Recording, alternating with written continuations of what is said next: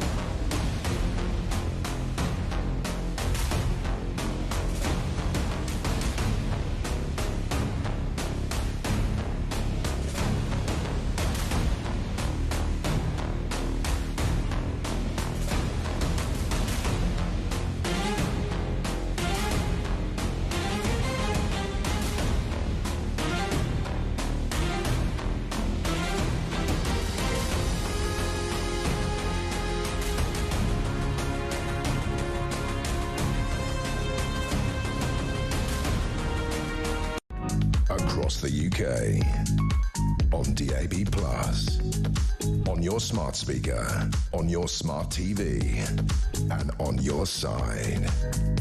This is Talk.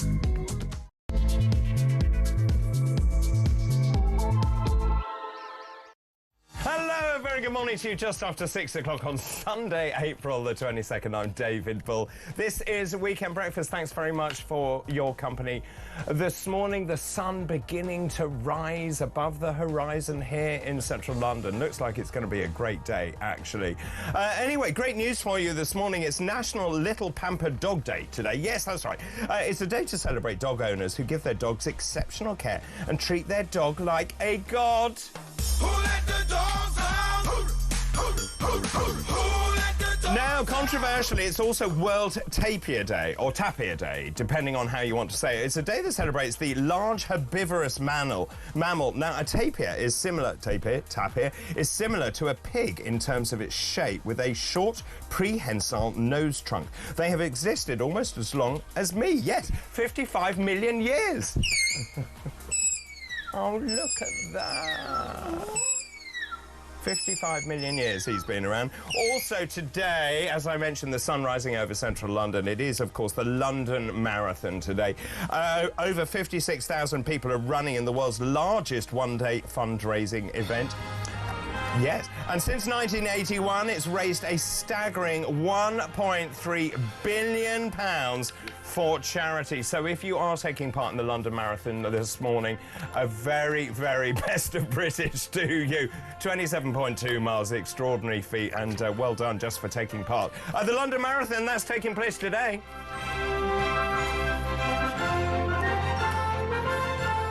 Right, let's move on to this morning's and this hour's Fascinating Facts. Today's Fascinating Facts. Well, on this day in 1667, the blind, impoverished John Milton sold the copyright of Paradise Lost for, wait for this, £10.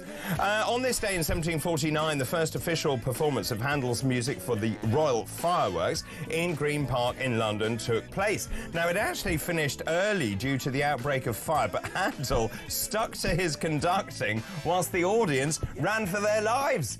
And on this day in 1840, the foundation stone for the new Palace of Westminster, also known as the Houses of Parliament or Westminster Palace, was laid by the wife of the architect, Sir Charles Barry. And those are this hour's Fascinating Facts. It's the David Bull Weekend Breakfast Show. Facts and laughter, come on, let's go. Wake up your world, feel the vibe. With David and Andrew, you'll come alive. There you go. There is your clue this morning. 5 minutes past 6.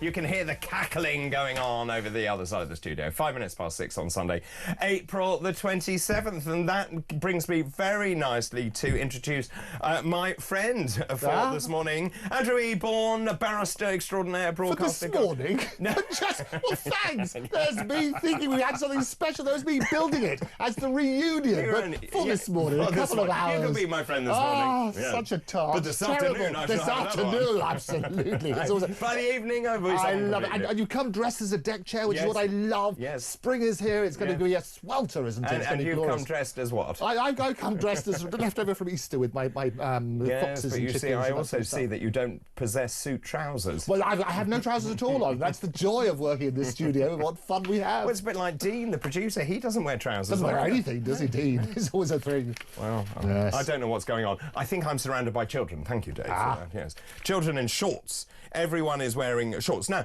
just very quickly, and obviously the most important news of the day, let's talk about a tapir. Yes. Or a tapir. A tapir, as they call them. Is it a tapir? It is a tapir. I mean, I've always known them as tapirs, and they're wonderful. Is a tapir something else? No, tapir, but that's an extra vowel, a vowel movement. For unfortunate vowel movement, you've got to avoid those. The reality, they are glorious. And I used to. Unfortunate vowel movement. Did you see what I did You've there? got to stop throwing away your jokes. I would, you see, it's always a thrill. A tapir. Yes. They're rare mammals. They're often confused with hippos, pigs, or anteaters, but their closest living relatives are... Go on, then. Rhinos and horses. Yes, isn't that interesting? Actually, look at that. They're living fossils. They've been around since the Eocene, as have I, having survived waves of extinction of other animals. They are actually South America's largest native land mammal, adults ranging in size from 300 to 700 pounds. Now, just looking at them, the thing that you need to notice about them is they have this very large prehensile nose. Yes. They can wiggle their nose, but do you know what else they can do with their nose? What can they do with their nose? I love this. It's good on a Sunday morning. What else can they do with their nose, David? With their prehensile nose, Andrew, they can grab leaves whilst foraging. Yes, but there's something else they can do with their nose, Andrew. Are we going to see? Are we going to give us a demonstration? I don't know if we're going to see. These ones aren't exhibiting what I need them to do to show you what they can do with their prehensile nose. But with their prehensile nose, they can use it when they're swimming as a snorkel. Oh, really? So it goes up like that? Oh, how glorious. There must be a picture of that somewhere. That would be wonderful. Right, well, we'll get the team on to that. Absolutely. They're very, very fast and agile swimmers. They are very tough. Their body's streamlined for easy manoeuvring in the forest. Now, this is quite interesting as well. I love learning about it. I love this sort of stuff. You come here just to learn. That's the reason I do it. So a tapir, we now know, has a prehensile nose. They have a snorkel. I think they use it for snorkeling, don't they? They do. Did you know that? 55 million years they've been on this planet. I love it. Well, very good, yeah. Since the Eocene. It was, wasn't it? Yes, it was. It was a lovely time. Ah, glorious. Now, they have 4 toes on their front feet. Yes, and 3 toes on their hind feet. Oh, really? Why? And rather like you, they can run very fast, but only for short periods of time. I would never do the marathon with a tapir. There's nothing worse. I can tell you. The tapir couldn't do a marathon. It couldn't do it. It could swim, though. It could do the underwater bit. Their pregnancies are very long. How long? 13 to 14 months. 14 months? That's too long, isn't it? Well, it's very similar to the human, isn't it? What, 9 months? I thought you were a doctor. What do you mean? What? Sorry, no, well, I meant... let me educate you here, David. So, it's 9 months. Anyway, moving on. There are 4 species of tapir, each with a distinct appearance and habitat range. They're found in the forests of Central and South America as well as Southeast Asia. Yes. And they're becoming very rare in their habitats, very sadly, due to habitat destruction and poaching. Very sad. But I love that. So there's a tapir. I love it. And what I love is the footage they're showing. I think it's London Zoo where they had the baby. So that's the baby which was born in London Zoo, which is in my backyard. So we love it. I've seen that very tapir. You live in London. With his prehensile nose. I've seen that one. It's got to be good. Right. Well, ladies and gentlemen, thank you for joining me this morning. Really, all the papers this morning are reflecting on yesterday and, of course, the funeral of late Pope Francis, of course. It is extraordinary. There are some wonderful pictures. Actually, let me just show you a picture in the Sunday Times just to show you the significance. Look at that picture. That, if you can't see the detail of it, is just the hundreds of thousands packing into the Vatican to say their final farewells to Pope Francis. Of course, the seating plan, I thought, was rather beautifully changed by the Vatican because Donald Trump was due to sit in the 3rd row. He ended up actually in quite a good seat, and then Zelensky. But the most poignant picture of the whole thing is the Sunday Telegraph. And I want to talk about this in detail for lots of reasons, but just as a piece of art here, So they're in the Vatican, and they draw up 2 chairs which could come from any kind of village hall, and you then have this kind of lock staring of Trump and Zelensky, and really the future of the world is in their hands. Absolutely. And captured in one photograph. And isn't that glorious? And who would have engineered it? Who would have guessed that they would have done that? Trump, the master media manipulator, he's worked on that basis. But what I love about it, wouldn't it be a great legacy, is if Pope Francis, basically, he managed to secure that piece or got them to talk again. Because the last time they got it was that, again, planned theatrics that they had in the White House. Zelensky, I see, delighted to see he's got a different suit.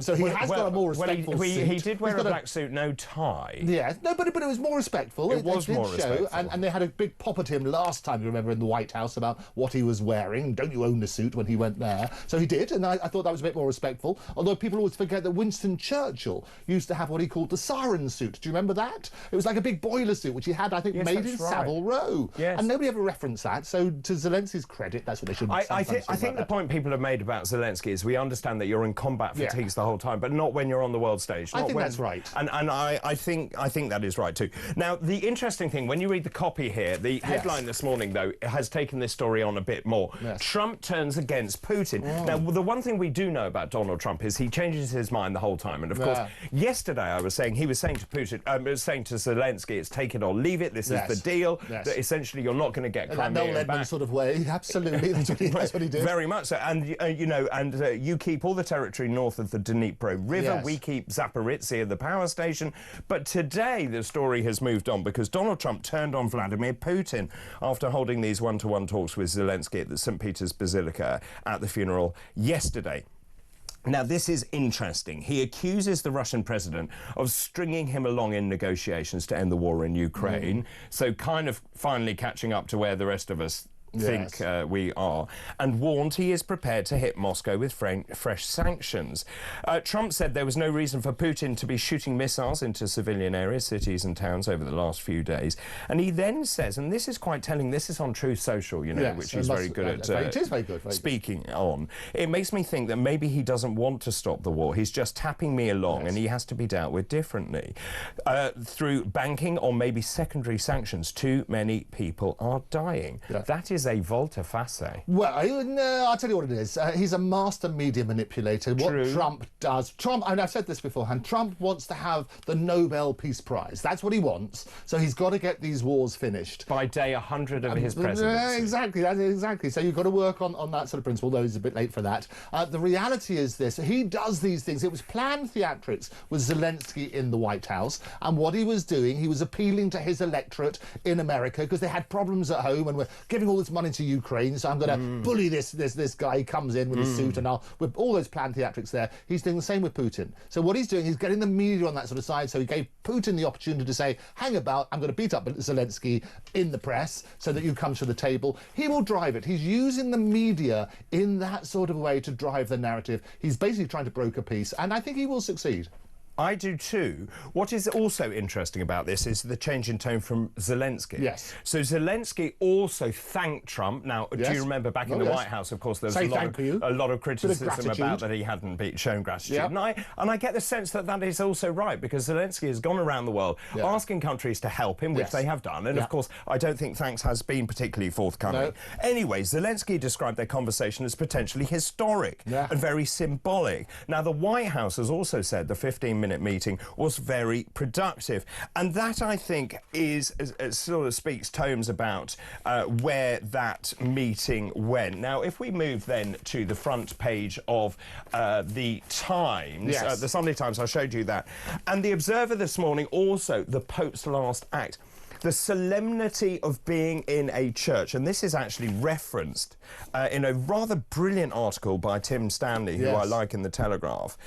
He says Francis' papal funeral was the most political in living memory, but from beyond the grave, the wily Argentine conspired to try to bring peace a little closer in Ukraine. He said, build bridges, not walls. So we've got the pomp and circumstance of the Basilica. And I think when you go into a place which is oozing with religion and solemnity, it makes you think. And I'm sort of postulating this, that when you're there and you are basically faced with your feelings of your own mortality, that you are no longer sort of the big fish in the little pond. Yes.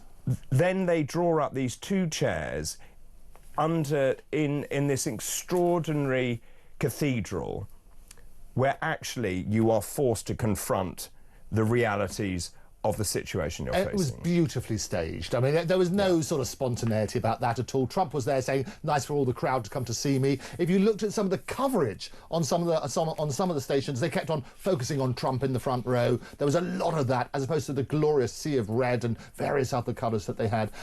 Absolutely, though, it would be wonderful if we have this poignant moment where they basically can break a peace as a result of it. But the other thing is, obviously, he didn't see eye to eye with Pope Francis all the time. Not For example, at all. on migrants, Pope Francis was very much, you should welcome all of this, as opposed to Trump's stance of get rid of everybody. Tim Stanley goes on to say, here with only God listening, they leant forward and conversed like adults. Only God and the rest of the world's media. Well, no, I meant in this particular bit. See. No, in this particular bit. Look, Yeah. maybe I've got this wrong, but Go on, actually, then. but just in terms of that, I think that picture encapsulates 1,000 words. Of course, but it's beautifully staged, and it's not, people can lip read But you what see, they were I don't saying. think it is. You don't think it's No, I staged? don't think it's staged, because what happened was Macron tried to get in there as well. Yes. So there were 3 chairs Yes, originally. hip, hip, hooray. And then the Vatican actually took the other chair away. Quite right, too. So I don't think it was staged in the same way. I think they decided they were going to have a meeting. I think the Vatican then gave them the chairs, which we know came from any old wedding. And they told the media any old wedding. Well, and obviously the media is going to take that picture. You're not buying what I'm saying here, but I think what happened here was that essentially maybe someone, whether it was Macron, whether it was Zelensky, tried to make this a theatrical event. Yes. The Vatican intervened, and you've got 2 men who actually discussing which made it even really more theatrical. All right, then. No, of course it did. I'm not going to win this argument with you. I'll tell you what, it'd be very interesting to hear. You have such a brilliant audience who are very intelligent and see through this sort of stuff. I'd love to hear what they think. I thought it's brilliantly staged. How it may have come about may be irrelevant. You because cynic. No, I'm not cynic. I'm a realistic.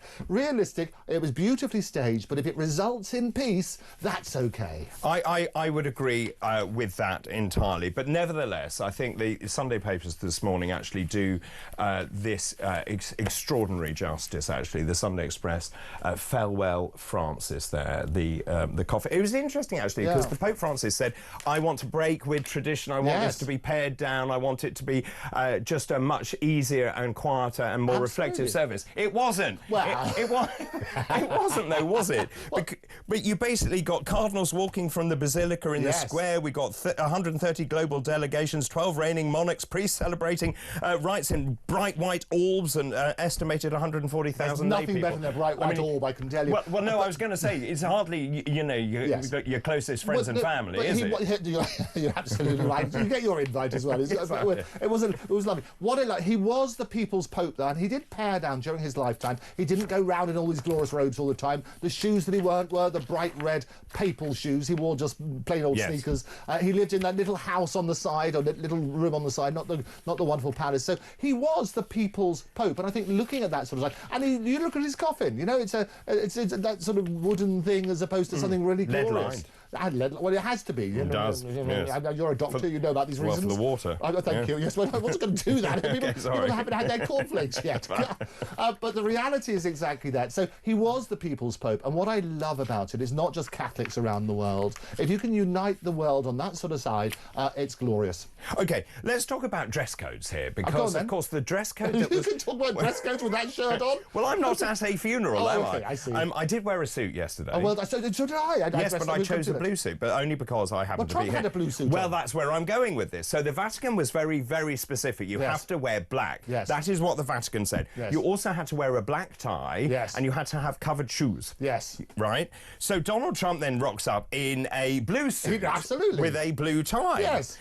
What does that say? I tell you what it says, and the front row with all the media coverage is, you will know, being a media savvy sort of chap, you wear blue, it looks really good. Well, I'm wearing blue today, we're deliberate on that sort of basis. It looks really good on television. And that's what happens. Better than black. Better than black. Because, and actually, people will tell you, broadcast executives and directors say, don't wear black in a studio, it doesn't look good. So he knew. And if you got the mission, maybe he helped them write it. Everybody was turned up in black and work on that sort of basis. So he's then front and centre of that sort of side. Yeah, but Melania wore black and she looked fantastic. But she looks fantastic in everything, doesn't she? Yeah, she does. She's a glorious. So no, the question I want to ask you about Trump, though, yes, OK, it may look good on camera, but isn't the point that actually he's saying, I'm standing out because I'm the President of the United States? The crowds were for him. Look at you assuming it was for the Pope. It's the biggest crowd ever. It's got to be good. They all followed him from his inauguration. Well, who else wore blue? Who else was that? Go on, then. Prince William wore blue. Oh, did he? Yes, you see. Oh, look at that. Now He that's got a the break mission from as well. Well, so he was told off as well, and many people, many Italians. Who told them off? You say told them off. Well, the people of Italy told did them they? off. Yes, All they of said them? it was With one disrespectful. voice. Sam said, how Sam from disrespectful. Said, how disrespectful that Trump is wearing a blue suit to a funeral. Madeline said, did he not have a black suit? Yes. At least a dark blue one. Where is the respect? Why did Prince William wear blue? Well, you tell me. Well, I don't know. Well, maybe it was, hopefully it was sort of telling people and that sort of thing. They would know because you get dresses, obviously. They will turn around and Well, say, the dress code was very...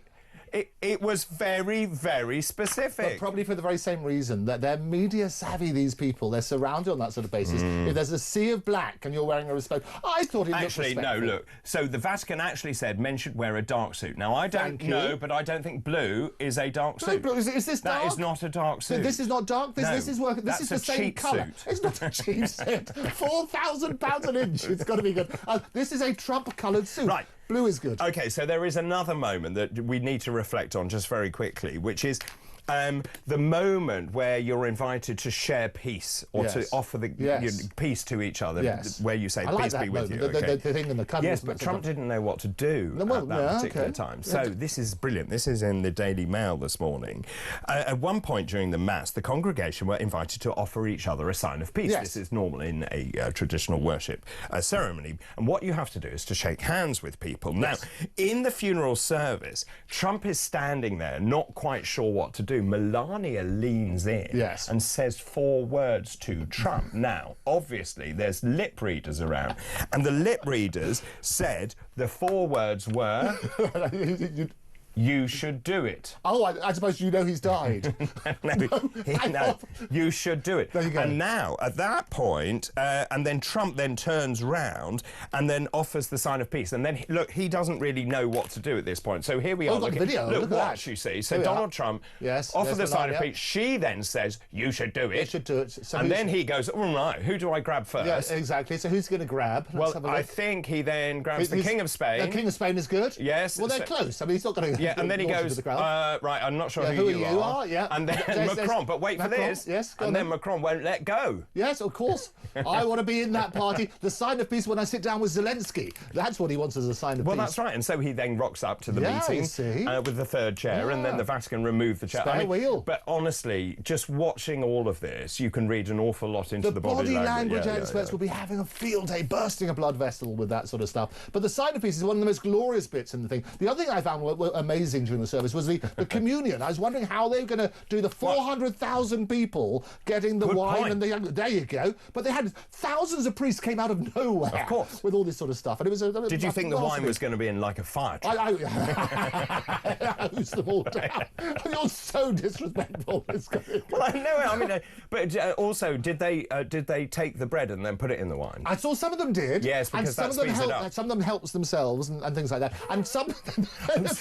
No, but when I used to attend church regularly. Yes. I was an acolyte. You do the show with that. Well, I was a choir boy, right? And so was I. Well, you can tell. But you went for communion and you take the wafer and you'd have the bread and then you'd have the wine. And I always used to watch the priests because the priests have to drink what's left. You should watch the priests. No, right. they're like that. No, they have to finish. But also, in certain churches, you don't drink the wine. You only have the bread. So no, that's what they. It is what they Rubbish do on the religion. That's why it's true. Oh, it is true. Right. And I think it's Catholic. You're not supposed to have the. I think I'm high C of E, obviously. You're very high. Absolutely, it's got to be good. We love it. No, but that's the reality. It was the way it was engineered was superb. Everything was choreographed, including the meeting with Zelensky, and it was glorious to the moment.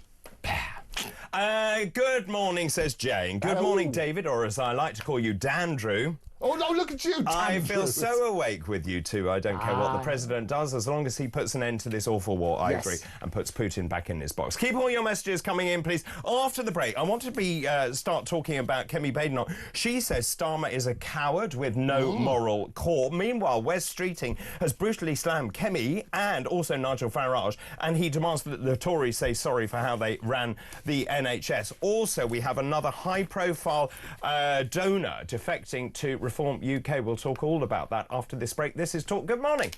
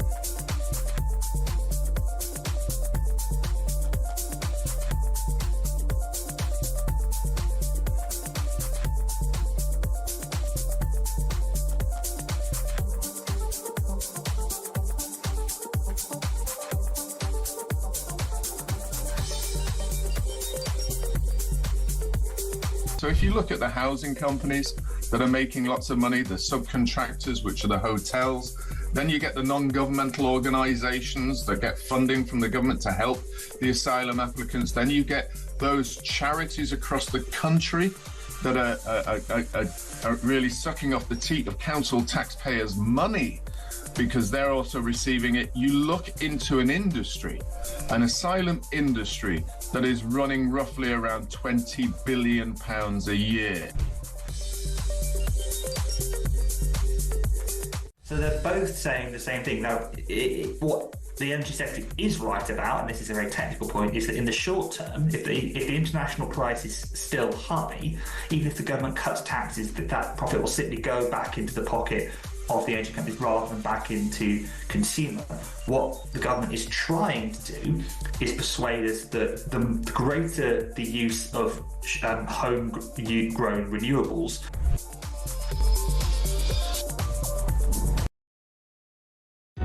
across the UK, on DAB+, on your smart speaker, on your smart TV, and on your side. This is Talk.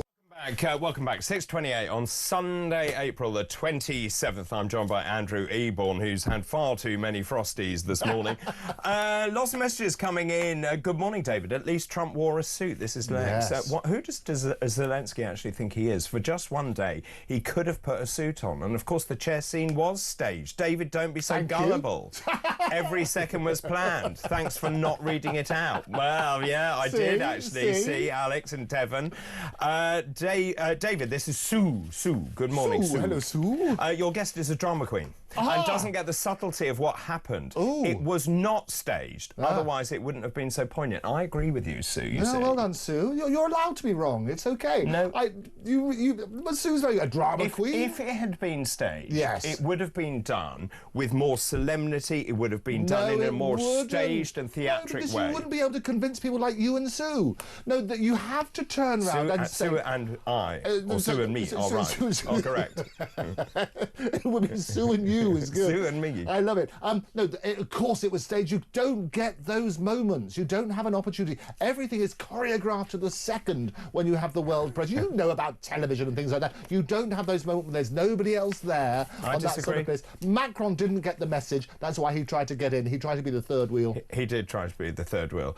David, please could you stop giving your guest orange squash? Calm him down. There you It's go. not orange squash. There you are. You've been told. Thanks. Right, let's move on and talk about some of the other stories in the papers this morning. Now, Kemi Badenoch has branded Sir Keir Starmer a coward who has no moral core. This isn't a fierce attack on Labour in the run-up to the elections. Of course, we have the local elections, the mayoral elections. We have a by-election taking place in Runcorn as well, if you didn't know, and they're all happening on Thursday. Now, the Conservative leader has accused the Prime Minister of lacking the courage to admit his mistakes as she attacks his response to the Supreme Court ruling. Now, she has actually made, or she's written an article in the Telegraph, actually, urging people to vote Conservative in the elections that are happening on Thursday.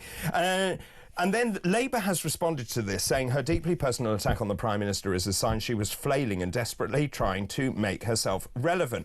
Now, actually, I think on this particular aspect, she is right. Keir Starmer has shown no contrition. No contrition at He all. said that trans women are women. Yes. Then once the judgment came out, there was an absolute silence from him. We heard nothing from the Prime Minister. Yeah. Now he seems to have backtracked, but he has never said, sorry, I got it wrong. He should say sorry. And I'll tell you, there's a poignant story which is relevant to the Magic Circle, because this week we found and had a big ceremony for Sophie. And Sophie Lloyd was the first woman ever to come to the Magic Circle. It got press all over the world. And basically what happened is when we launched the society, women weren't allowed until 1991. Yep. But she did the best magic trick ever by basically pretending to be a man. She got in. When women were allowed in, they revealed that she was a woman. They threw her out. We put that right. But what I love, the Matt cartoon, which is why it's relevant for Keir Starmer, he got a picture of the Magic Circle, said, this used to be an all-male society, but then Keir Starmer said a woman can have a magic wand. There you go. So it's all there. And we had a wonderful thing at the Magic Circle on Thursday night.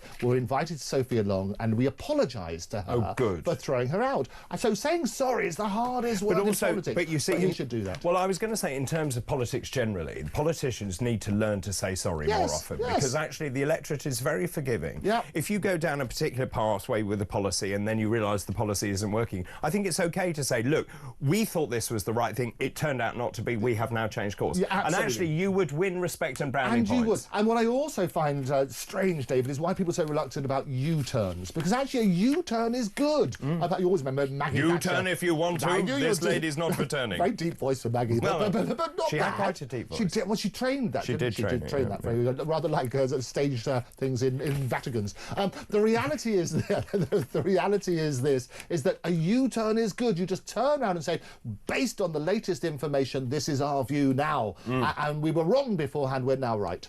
Let's also just talk about these elections. I have to be careful. We're in Purda, obviously. Oh, are you? Purda most foul. Well, quite. Purda being that you cannot show undue prominence to any particular political party. Now, according to this, the Tories are predicted to suffer heavy losses in the local elections. This is due to Nigel Farage's surging Reform UK. Badenoch braced for the fallout from the local election. They are now thinking that actually the Conservatives will lose control of all 19 local authorities it holds. And that brings me really nicely to the question this morning. If she loses all 19 authorities, is she toast? Well, I think a very dark topic. I've absolutely been burnt toast on that sort of basis. Yeah. And actually, if you trust the polls, and I think in this instance, it's very interesting, it's going to be a complete wipeout, isn't it? And I think you hear what's happening on the streets and so on and so forth. You hear the people in general public. I think she's in a difficult position. Let me just throw that to you this morning, if I may. Just in terms of this, if Kemi Badenoch and the Conservatives lose control of all of those 19 councillors that they currently have, then is it time for Kemi Badenoch to say goodbye and for the Conservatives, I can't believe I'm saying this, to embark on yet another leadership campaign to decide who should lead the Conservative Party? Or Or do we give her the benefit of the doubt? Do we actually say, OK, you're new in the job and actually you haven't unveiled a single policy as far as I can see? But when you do that, maybe you will see a meteoric ascendancy of the Conservative Party. Let me know your thoughts, please. 0344 499 1000. You can text the word talk in your message to 87222. You can message us on X as well at talkTV. It's interesting, though. She then hits back at Starmer. She says he can't lead because he doesn't know where he's going. I think she's right. I think you're absolutely right. You can't hit a target. It's the thing they do for management training. They get all the people to stand in a circle with a dartboard in the middle. They throw the darts, and some people are good. They sort of hit their 20 or trebles or whatever. You then take the dartboard away and say, well, hit the target now. Well, you can't unless you know where the target is. The other question, which a lot of people are avoiding at the moment, is should the right unite? Because that's the other thing. No. At the moment, it's the answer. Well, thank you for that. Answers on a postcard. Why not? Well, I've spoken about this at great length. The whole point is that and I can't go where I want to go because we're in Perth. But the point is that what you're trying to do is to offer the British electorate a different party, a different solution. And if you merge and if you actually bring together the same failed politicians, you get the same mess we're in. Right. But aren't you, this is the question they would turn around, aren't you fragmenting the votes? Because some people say, oh, I quite like that bit of that policy, I quite like this bit, I quite like that bit. At the moment, we're it's in all Perth, fragmented. so I can't answer these. I can't answer As a general these. principle. As a general principle, you either believe in your policies or you don't. Right. OK. That is my final word. OK, thank you. Well, after Purda, we'll have a deeper and more meaningful conversation. I mean, but so just in terms of where we are, and obviously it's getting very nasty now. As we I hate that. We were talking about this earlier. We were. I hate the personal attacks. You don't need to attack the policies. Don't attack the people. I would agree. And actually, Wes Streeting, and many people quite like Wes Streeting, he says Nigel Farage and Kemi Badenoch are like Alien versus Predator. No, that was good and entertaining, and we quite like that, and that was funny. No, Alien versus Predator was very good. But you see, I think this demeans politicians when you start talking in language like this, because I'm of a certain age. I don't know what he's talking about, Alien versus Predator. It's a movie. It was only yes, I know recently. that. But if I don't understand what he means by that, then older people aren't going to understand what he means by that either. Also, it demeans him as a public figure and as the Secretary of State for Health. I know what he's trying to say. He then goes on to say that the Reform UK boss speaks out of both sides of his mouth. Again, play the policy, don't play the man. Exactly. I have to say I totally agree with you. And I think the clearer we can be about... I always say that trust comes in on foot and leaves on horseback. Trust in politicians, trust in the media, trust in the police force is at an all-time low. We need to restore that trust. You can do that by focusing on policies and not the You see, also, this is disingenuous, and it made me very angry this morning. Nigel Farage, this is what he says. He likes to go around being Mr. Straight-talking. On the NHS, he's been speaking out of both sides of his mouth at the same time. He says he wants an insurance-based model 1 minute, and then he says those who can afford to pay for their healthcare should, and that the NHS should be free for those who can't afford it. And then the moment he gets challenged on it, he sort of says, oh no, that wasn't me. That was another Nigel Farage. He did not say that because I wrote the health policy. Well, I know you did. So the point is that this is all nonsense. So the NHS remains free at the point, I need to make this very clear, the NHS remains free at the point of delivery. And that is its founding principle. Now, what Nigel said, and I have had conversations with him, is actually we cannot afford to continue down the same road because our health outcomes are terrible when you compare them to comparable countries. So therefore, you have to then look underneath the engine of how you actually make sure that treatment is delivered to the public. Now, the public don't care. As long as the treatment is quick and it's good and it's accessible, then I don't think actually how it's delivered it would matter to the patient. And the interesting thing on that as well is so many times people are misrepresented in terms of what they actually say. And I think this is the other thing. We've got to stop trying to the gotcha moment in policy where you said this, but you're a liar. And you can't do that with unparliamentary language. What you need to look at, I mean, to be fair to everybody, the electorate is much more intelligent than people in the public eye give them credit for. And actually just present them with the facts. Don't lie about people's policies. Say, this is what I believe in, subject to my being wrong, and I might do a U-turn later with more evidence, but this this is what I believe in now. Don't misrepresent them, and don't go stoop so low as to be personal. I would agree. Andrew, thank you for the moment. Keep your messages coming in. The Tories are finished. It doesn't matter who's in charge. The public will never forget 14 years of Tory failure. That's Darren in Neath. Good morning, David. Loving the shirt and looking fabulous as always. Well, thank you very much indeed. This is Sean in Warwickshire. Thank you, Sean. Being a Reform candidate, I would prefer Kemi to say to stay as she is doing Reform a favour, being the leader of the Conservatives.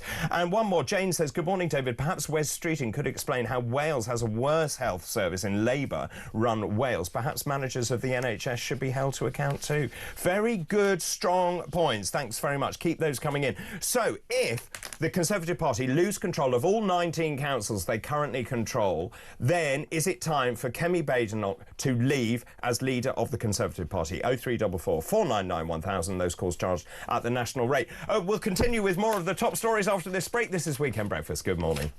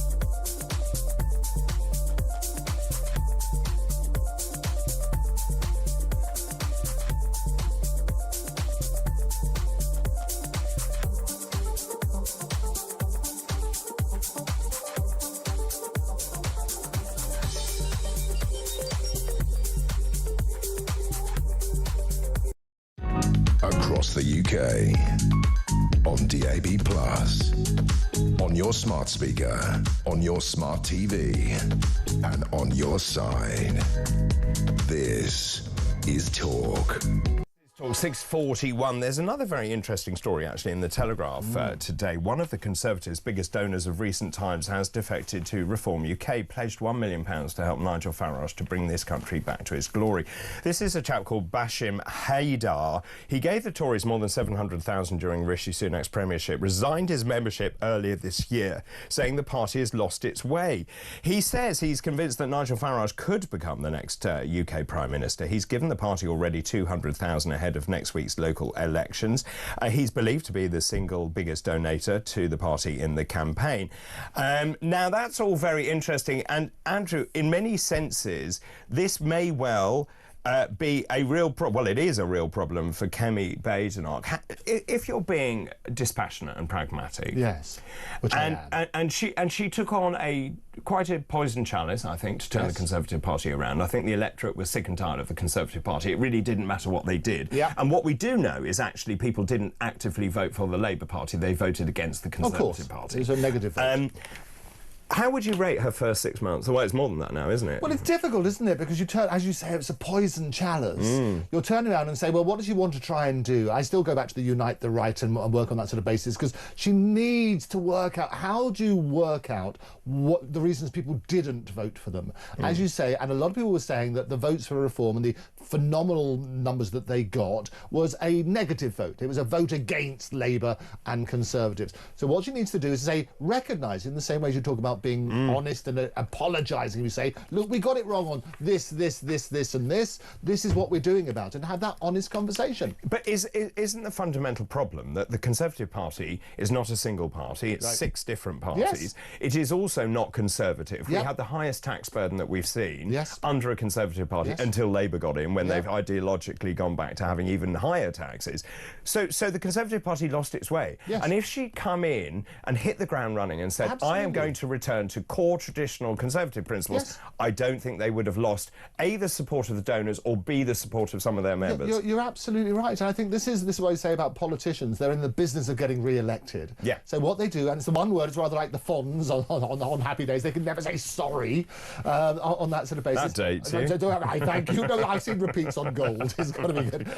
But that's the point, isn't it? If you turn around and recognise, here's somebody, we're crying out for an honest politician, somebody who says, look, I've messed up, and this is what I'm going to do about it, she would absolutely win them back. And I talk about them, that's the people who are going to all these different parties which keep popping up and turning on that basis. But you're right to recognise, what do they get? 14% of the votes in the last election for reform, and they get 5 seats, well now for 4, but you worked on that basis. Liberal Dems get 12% and end up with, as I predicted... Well, absolutely, and of course, as we know, that Reform did very, very well, and yet ended up with 5 members of Parliament as a result. What was it, 4 million votes or thereabouts? It's not democratic, it's not fair on that But then do you want a system of PR, which is what most European countries have, with proportional representation, because then you tend to end up constantly with coalitions. Now, one might argue that a coalition is a good thing to have, because you actually then hear all viewpoints. I'll tell you where I come, and I always try and be balanced in this sort of thing. I interview all sorts of people on my show, some all political persuasions. Yeah.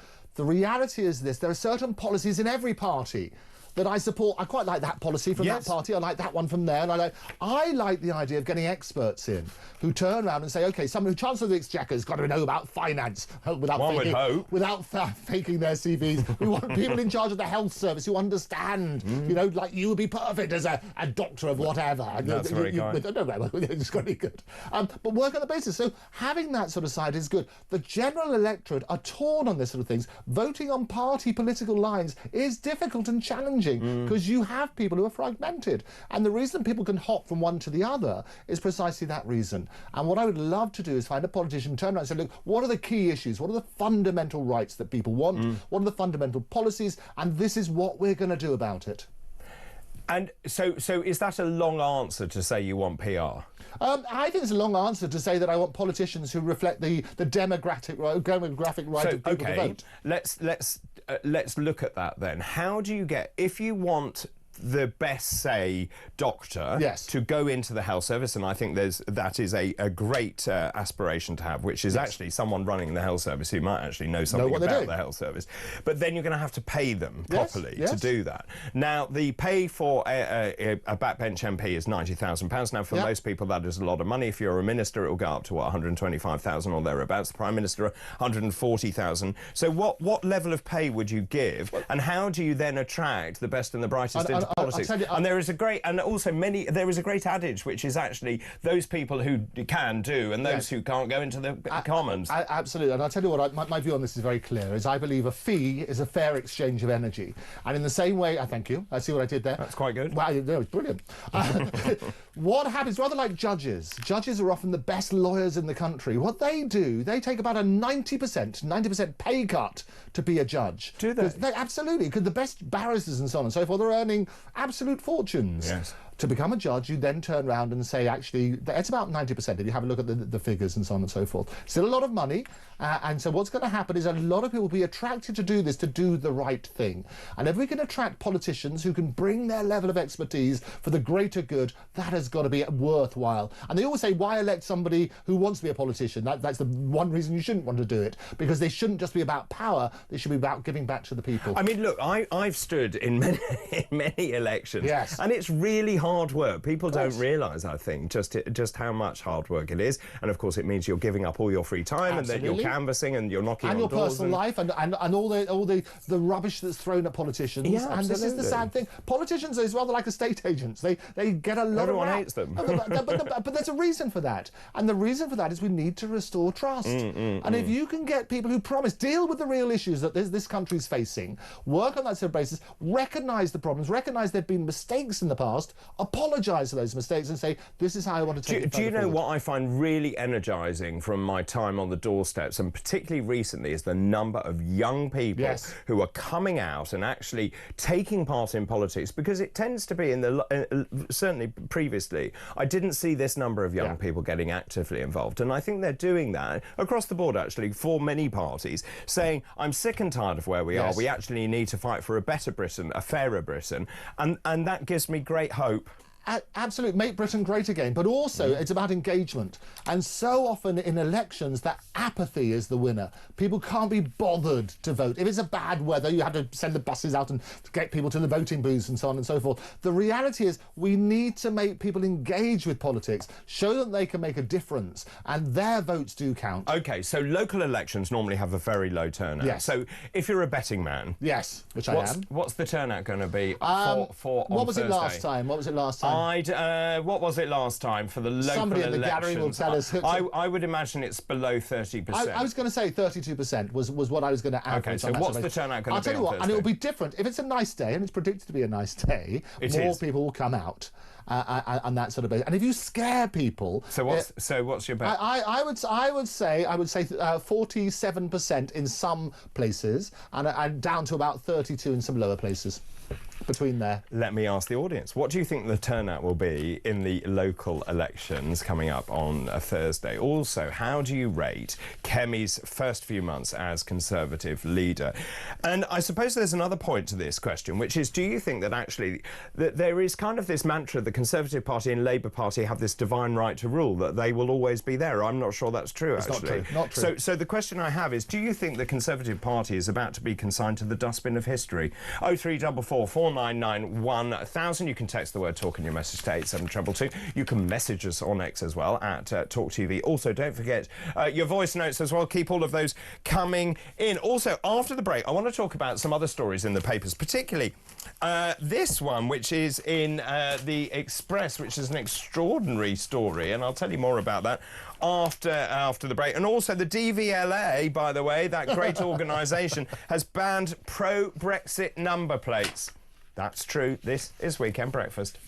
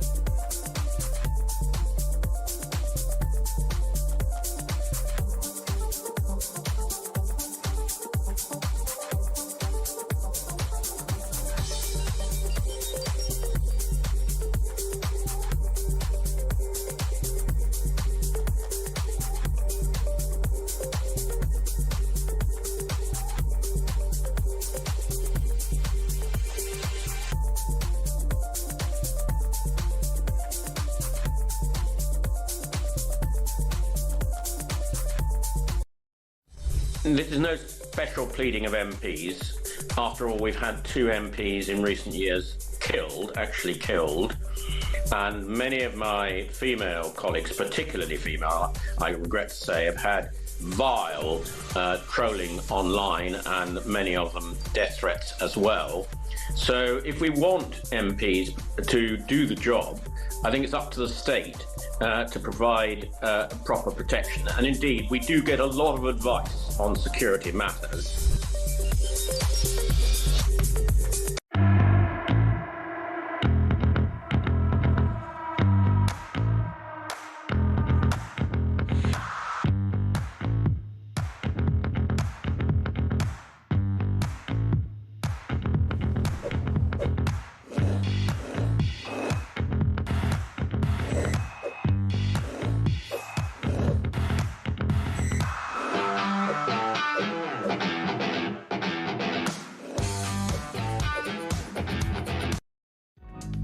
across the UK. On DAB+, on your smart speaker, on your smart TV, and on your side. This is Talk. Welcome back. 8:53, 6:53. On Sunday, April the 27th, I'm joined by Andrew Eborn. This made me chuckle.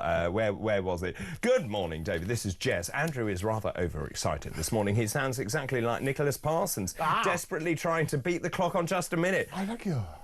I think you've calmed down now. I think you had too much coffee earlier on. I always have too much coffee, but it's that politics stuff. It's got to be good. Well, of course, it exercises everyone, this political stuff. Peter is on the line from Somerset. Good morning, Peter. Morning, Peter. Hello, good morning to you, David. Good morning, good morning.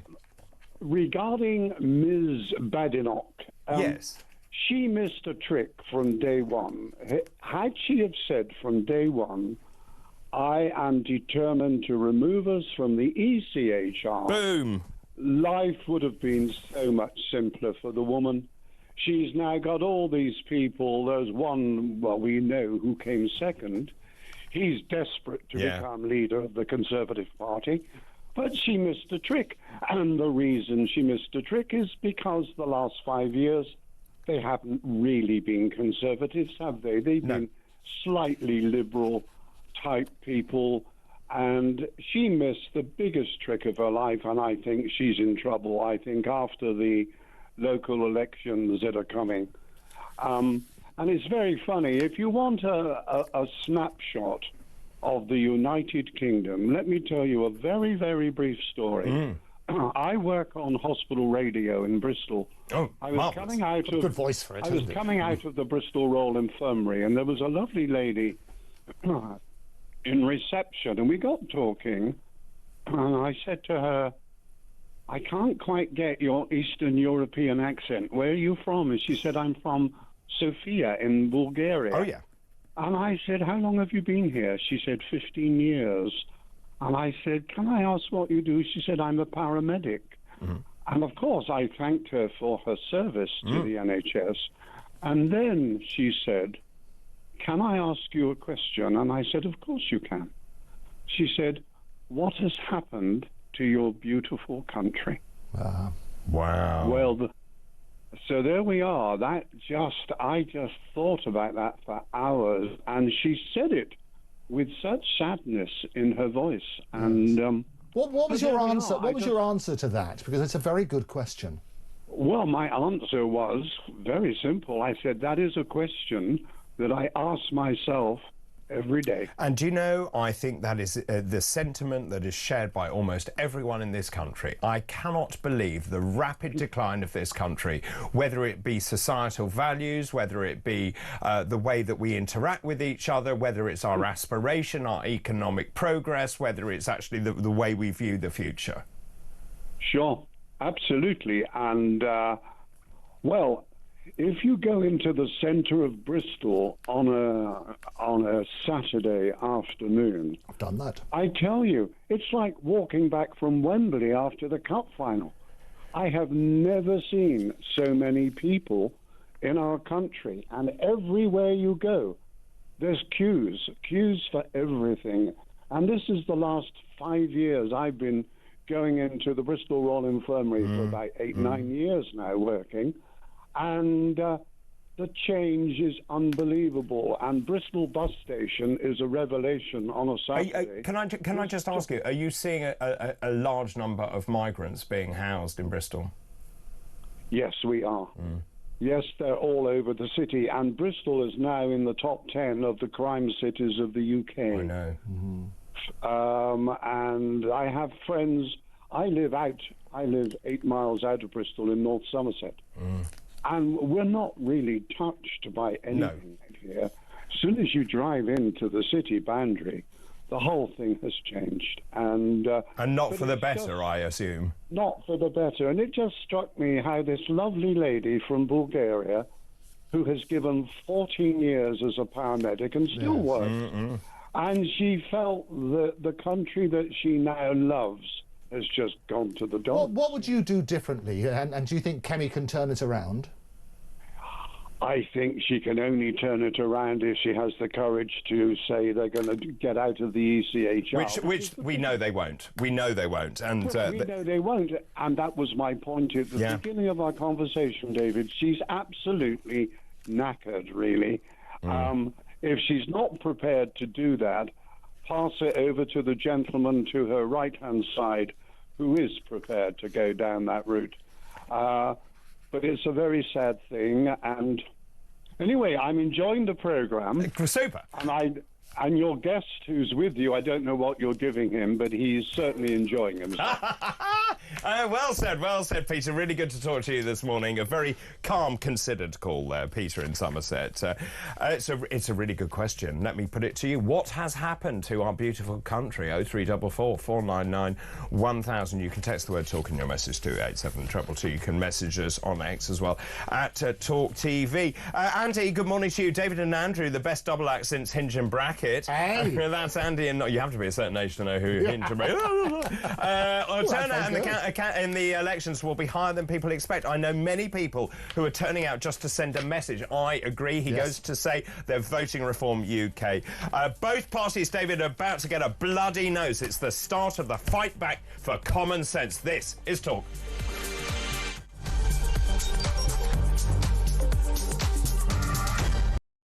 Good evening and welcome to Plank of the Week. It's the one show where you do not have to be worried about judgmental people because we'll do all the judging for you. Let's just have a look at how Humphrey Useless is now spending his time. There goes your career, mate. Over there a bit is over towards where all the migrants come in. He's jumping there. There he goes. He goes over the bar. Hello, and lady. Unfortunately, it catches on his Johnson. If he's plank of the week, he's got a sizable tank. That's a whole different show. Plank of the Week, Fridays at 7 on Talk.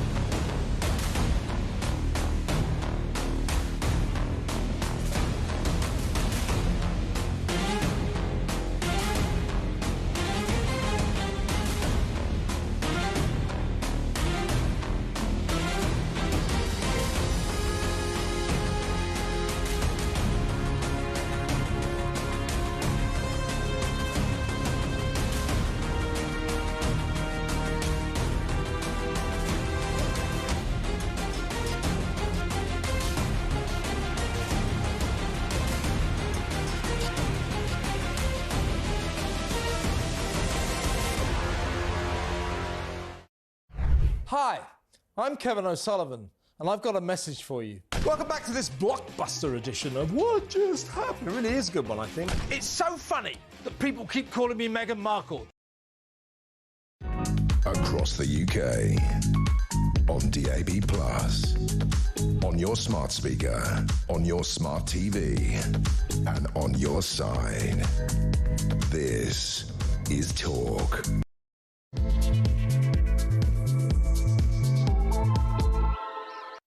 A very good morning to you just after 7 o'clock on Sunday, April the 27th. Great news for you this morning if you are just waking up. It's National Little Pampered Dog Day. It's a day to celebrate dog owners who give their dogs exceptional care and treat their dog like a god. 1 for all and all for one. Musket hounds are always ready. 1 for all and all for one. Helping everybody. 1 for all and all for one. Also, it's It's World Tapir, or Tapir Day, apparently a day that celebrates the large herbivorous mammal. Now, a tapir is similar to a pig in terms of, oh, look at that, in terms of its shape, with a short prehensile nose trunk. So that's a prehensile nose trunk. They can do lots of things with that. They can forage for leaves. They can also turn it upside down, and they can actually breathe through it as well. So that's a prehensile nose trunk. They've existed almost as long as me. Yeah, that's right. 55 million years. Quiet and neat, Tapir walks on tiny feet, with a nose so long and strong, sniffing flowers all day long. Amazing record collection Dave's got. Also, today is the London Marathon. Wow, if you're taking part, well done you. Absolutely extraordinary. Over 56,000 people are running in the world's largest one-day fundraising event, which is taking place in just a few hours' time. Now, since 1981, it's raised a staggering £1.3 billion for charity, and later this morning I'm going to be meeting someone brave enough to run the London Marathon for the very first time. That's all still to come, but the London Marathon, which is running today, congratulations. Sounds fascinating facts. Today's fascinating facts. Now, talking about prehensile noses, on this day in 1828 was the opening of the London Zoological Gardens in Regent's Park in London. Lady visitors, by the way, were politely requested to refrain from poking the beasts through the bars of the cages. On this day in 1927, the birth of Sheila Christine Scott. She was an English aviator who broke 104 light aircraft records, and she was actually the first to fly solo over the North Pole. This is brilliant, though. Despite her accolades of being an aviator, she failed her driving test 3 times. Her flying endeavours were always under-financed, and when funds ran out, she was left to a sad and lonely retirement. Well, that's really sad. And on this day in 1939, conscription for men aged 20 to 21 was actually announced in Britain, and those are this hour's fascinating facts. Waking up, it's Sunday morning light. David Bull on air, everything feels right. Fascinating facts and laughter in the mix. Andrew E. Boy's News, it's the Weekend Fix. A very good morning to you, just after 7 o'clock on Sunday, April the 27th. And I'm joined, of course, as you heard in that jingle, in that mix, by Andrew Eborn, barrister extraordinary. Good morning. It's lovely to be back. And can I say that the jingles, they're excelling themselves now, aren't they? They are. Well, Dave stays up all night making them. Oh, I know. He's done a wonderful job. We had that hospital radio chappie from thing. He should engage him as well. From It'd be Somerset. fantastic. Yes, I love it. I tried to find, you mentioned about the tapir. We probably can't get this, but this is him with the snorkel. So I managed to find... very good. Because he can do the thing underwater, and he can basically get that. Well, let's send that to the gallery, and we'll show that a little later on. If you are just joining us this morning, then welcome along. Let's look at the front pages now, actually, because they are all, as you would expect, of course, celebrating the life of the late Pope, of course. I actually want to start, I will start with the Sunday Telegraph. You can make of this what you will, but in the solemnity of a funeral, in an amazing building, which I think whenever you go into a church or a cathedral, it gives you time to pause and reflect. And here we have a picture of Trump and Zelensky, you can see there, sitting locked horns on 2 chairs, talking about the situation in Ukraine. Andrew thinks it's been staged, this photograph. I'm not quite so sure, but maybe I'm just being naive. But the point is that actually, amidst the enormity and the solemnity and the majesty of what was an incredible funeral, actually, you've got 2 men there talking about Ukraine and actually discussing the future of the world. Let's move on to the Sunday Times. I think this gives you a sense of just how big this and monumentous this occasion was. Just hundreds of thousands of people. This is in the Sunday Times front page. Hundreds of thousands of people who are packing 400,000, I think they said. 400,000, nearly 500,000 people actually packing in there. The headline that you're seeing there, they've actually changed it, but there is a wrap that they've put. I'll show you the wrap actually that's on the outside here. The wrap just showing the vast crowds that have gathered there. Of course, that we talked about this yesterday. The seating plan, the Vatican very cleverly changed things at the very last minute and kept us all waiting. The Observer front page also has a picture of Zelensky and Trump meeting quietly in the Vatican as well. The Sunday Express this morning 2 words. Farewell, Francis. The front page of the Sunday Express. 400,000 mourners gather for the Pope's funeral. Farewell, Francis, with a picture of the Pope as an insert waving there at the bottom. The Mirror this morning shows the coffin being carried by the pallbearers. Presidents, prime ministers, princes and paupers gathered in St Peter's Basilica yesterday for the funeral of Pope Francis.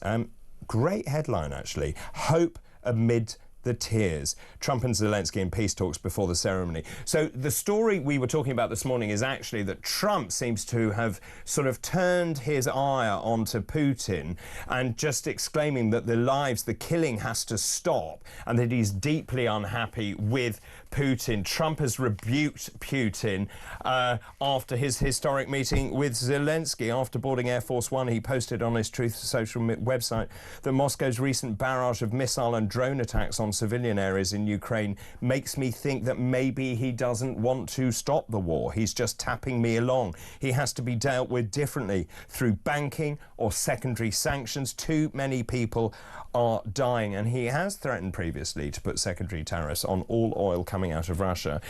He also, though, has also criticised Zelensky as well. So the question is, what happens next? And we spoke about this. Witkoff, of course, has met with President Putin. A deal seems close. The question is whether they can get that deal over the line. Also, I spoke about this yesterday. We can talk about it in a minute, but also what it means for the Ukraine's constitution, because they would have to vote on the peace plan that is being put forward. But there again, we're in very difficult times, and whether that would actually be feasible remains to be seen. Let's move to the Sun. Rest in peace. Actually, both photographs here. So you've got the photograph of the coffin being carried by the pallbearers on the left, and then you've got Trump and Zelensky locked in deep conversation. I don't know where the Mail on Sunday has been, but they seem to have missed the Pope's funeral. There is a very small picture of it at the top, but then it's got this extraordinary headline. Keir Starmer's ex-girlfriend is a pro-trans judge. We'll talk about that in a minute. And then the Daily Star, of course, pithy and accurate as usual. The rise of chatbots is making humans thick. A picture of Del Boy and Rodney. I'm Rodney Botter. Boffins say we're using AI too much. It's making mankind dumber. In time, we're too thick to stop the sneaky chatbots taking over Chateauneuf-du-Pape. I don't understand that reference. It's reference to only fools and horses and little phrases that Del Boy would say. Peckham Springs. That sort of one, which is good. But it's something that I predicted in this very studio about the rise of AI. And I've always said, back to the futurist, I talk around the world on this. I want to put the AI into Britain. But we should be aware of the seismic changes that are happening in the medical profession. And I often quote the statistic, the study that they did in the University of California, San Diego. What they said is that chatting to ChatGPT was more empathetic and more sympathetic and more effective than chatting to your GP, because you've got more time, you can obviously get through to them and so on and so forth. They can give more detailed But what's answers. interesting about this is also, I know they're rolling out trials of AI for patients, for lonely people. Yes. So that you have a little friend. Actually, Davis Fang, who happens to be next door at the moment, he's very excited about a little robot that trots around next to you, and if you then incorporate AI into that, you've got a little friend, haven't you? Who can chat to you. And companionship. It's actually, we had the very first safety summit right here in Bletchley Park, you might remember. I do. The people flew in, including Elon Musk, and what they're saying is that the future, the biggest opportunity is in companionship. People are very lonely, and having somebody you can talk to and that sort of thing, and they will know more about you than your mother, because they will get all that information. They keep building and so on and so forth, all of that, so they have more empathy. And this is why, so for example, AI Girlfriends is now a $1.3 billion business. Isn't that weird, though? It's totally weird, but you know why it's happening? Because people can communicate, and you get the terrible examples. You remember the person who broke into Buckingham Palace with a crossbow? He was inspired or encouraged by his AI girlfriend, is what they say. But you see, I think also having that differentiation and trying to understand whether an image is real or whether it's artificially generated, it's really difficult now. Well, nowadays, they always say if you don't read the newspaper, you're ill-informed, or you read it misinformed. We live in a misinformation, disinformation age. You have to question everything. And it doesn't matter whatever pictures you've ever had taken, whatever information you've said to anybody will get shared and end up in the hands of those you don't want it to. So I've mentioned this before. Good morning, Ross. My friend Ross actually gets all his... He's young, so he gets all his information online. Yes. But he uses some sort of platform where the online information comes in. It also gives you a truth checker, and it gives you the percentage probability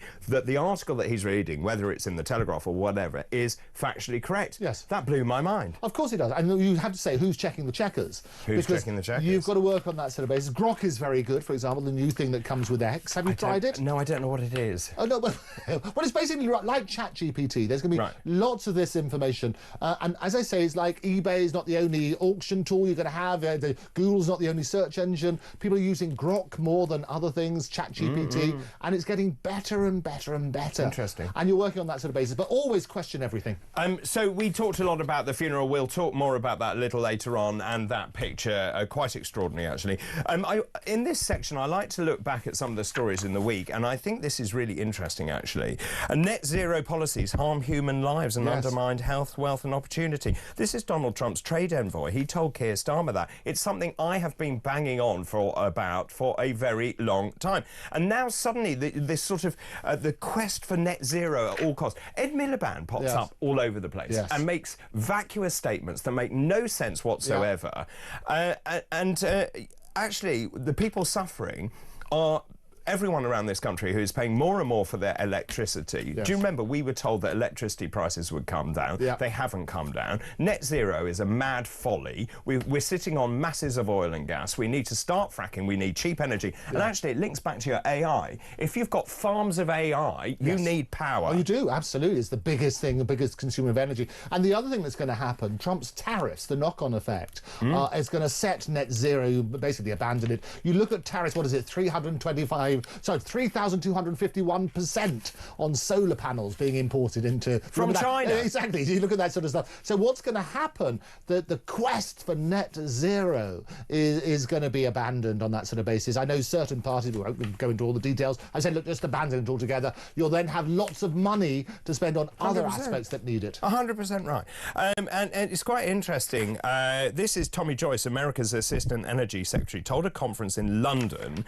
It was, by the way, it was opened by Ed Miliband. Climate zealotry is a threat to economic and national security. He said there is no national or economic security without energy security, and energy security is not possible without access to secure, affordable and reliable access to energy. Now, and he goes on to say, unfortunately, the focus during the last US administration was on climate policies and policies leading to that scarcity. These policies have been embraced by many, not just the United States, and they harm human lives. I'm blinking pleased he was sitting there in front of Ed Miliband. And actually, I want someone in this country who's a leader who says exactly that. And they have to stand up on that sort of basis. You turn around, and I actually think that the biggest contributor for the backlash against this sort of stuff has been people like Just Stop Oil. So they've never recruited anybody. People absolutely hated the things that they did, and actually they probably had a negative effect as a result of it. People are now realising the economic reality of the fallacious pursuit of net zero. I would agree totally. I mean, it is extraordinary how we're starting to see converts from the Labour government. So Rachel Reeves has said absolutely insane environmental regulations have gone too far and is now the biggest barrier to investing even in green technology. Rachel, where were you? Because you were in opposition when all this nonsense was voted through. Yes, and we were saying earlier that we shouldn't be worried about a U-turn. You can turn around and say, we've actually got the data now. We do realise it's nonsense. We have to work on that sort of basis. We have other issues that we have to tackle where the money can be spent better elsewhere. But you see, also, it's about politicians being true to their principles.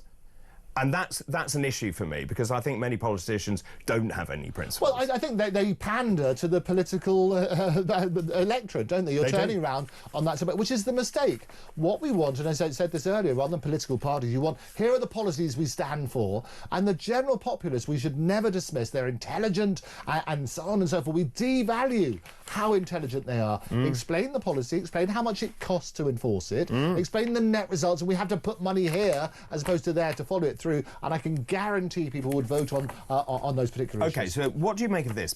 Mad Ed has popped up again. So Ed Miliband is poised to approve changes that would mean that households in the south of England would pay more for electricity than those in Scotland and the north. So he's been weighing up whether to push ahead with something called zonal pricing.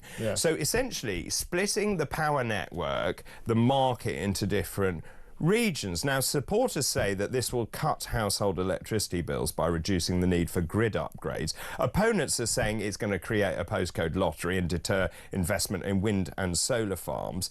But the way that I see this is demand is going to be highest in higher density populations like the south. So are we then saying that people in the south, and particularly in London, are going to have to pay more for the electricity than in Scotland? So what you need to do is, like most of these things about communication, you turn around and say, look, why are we doing it? If demand is higher in a certain place, then say that. This is what you've got, and you work on that sort of basis. But the way that it's been spun and saying the north and the south, it gets already the divide on that sort of basis. You're going to get lots of people frothing at the mouth as a result of it. What we need to do is set out the facts very clearly and without all the passion and without all the rhetoric, and say, look, this is the logic of it. Yes, but ideologically, should you have zonal pricing?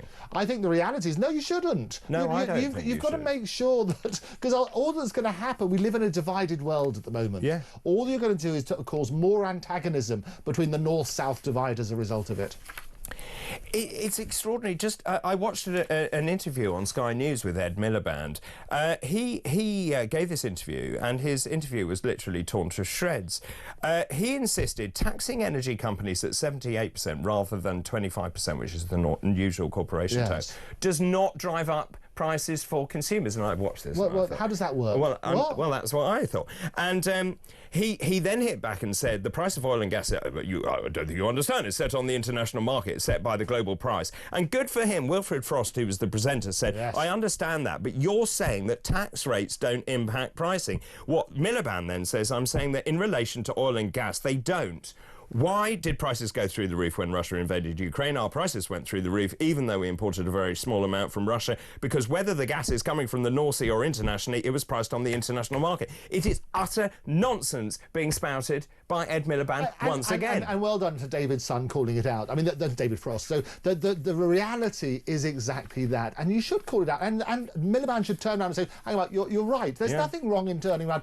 Any knock-on effect, any tax is going to have a knock-on effect. It's like increasing national insurance for employers is going to have a knock-on effect for the economy as a whole. But they can't see it. Exactly. Well, they can see it. Can they? Of course they can. They're just ignoring it. The trouble with people, and this is why I say get the politicians who can turn around and say, I'm not going to go on television and say this because I will get called out, and people will see through it. Just turn around and be honest and say, look, this is the reality. Reality is very simple. You charge people more, it's going to trickle down.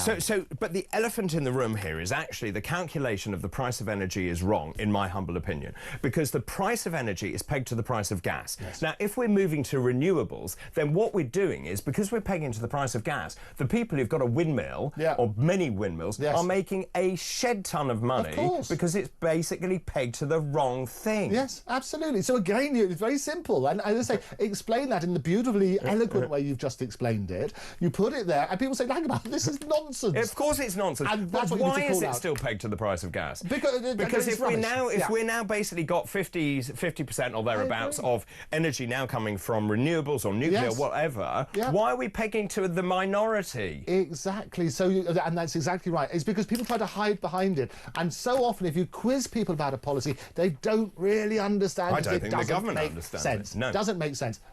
I would agree. I would agree. Also, just on that, Anthony and Hove, lots of messages coming in. The South, we pay more for rent, housing, petrol, food, etc. than the North. Paying for zonal pricing is reinforcing socialist taxes. Gentlemen, after next week's elections, I can't wait to hear all the excuses they make for losing. The main excuse, we should have listened to the voting public. Yes. Idiots. Yes. That's Jeff. Thank you for that. David. This is Tony Tucker in Barrow in Furness. Good morning to you, we love Barrow in Tony. Furness. Beautiful place. Yes, and Tony is one of our regulars. Oh, good. Ed Miliband saying Southerners should pay higher electricity bills. Should Cumbria pay less for water as we pipe it to Manchester? You start down this rabbit hole, you see. Absolutely. Good morning, David, and your charming guest. The thing that's wrong with this once great country is that the left have infiltrated every aspect of modern life: education, the civil service, policing, justice. In the last 30 years, more than ever under the Dark Lord Blair, unfortunately, it is all so ingrained, I fear it will never be removed. Hi, David. Thank you for reading my message earlier. This is Alex and Devon. Good morning to you once again, Alex. Please have Andrew on more often. He's great. I loved his show, The Muckrakers. There you are. Oh, look at you. Oh, Alex. No, yes. you can't. I'm not promoting the Muckrakers with Andrew. We want more platforms than Paddington. Thank you, Alex. It's lovely to hear from you. There we are. So there's some nice messages. There are some nice messages. Stay where you are. I want to go through some other stories this morning. First of all, a breakthrough in blood transfusions. This is a very exciting scientific story for me. Also, Liverpool is going to introduce a tourist tax for visitors. And the Bayeux Tapestry. Did you see this story? The Bayeux Tapestry? The Bayeux Tapestry. Did you see this story? What's the story? What's the one about that one? They found a missing penis. This is Talk. Good morning.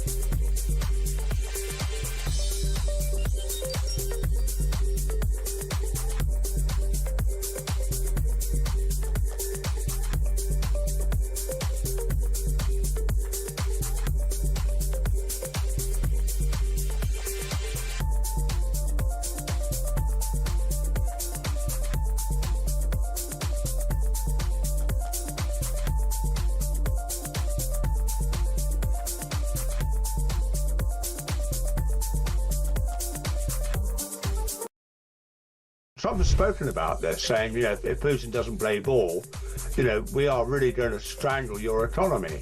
Now, whether that's a message that his special envoy, Steve Witkoff, who's in Moscow today for yet another meeting with Putin, is going to outline, we don't know. But, there are measures that he can take. Rather than, posting his anger on Truth Social, he could take some tangible actions that would really hurt the Russians and make them think twice about prolonging this terrible war.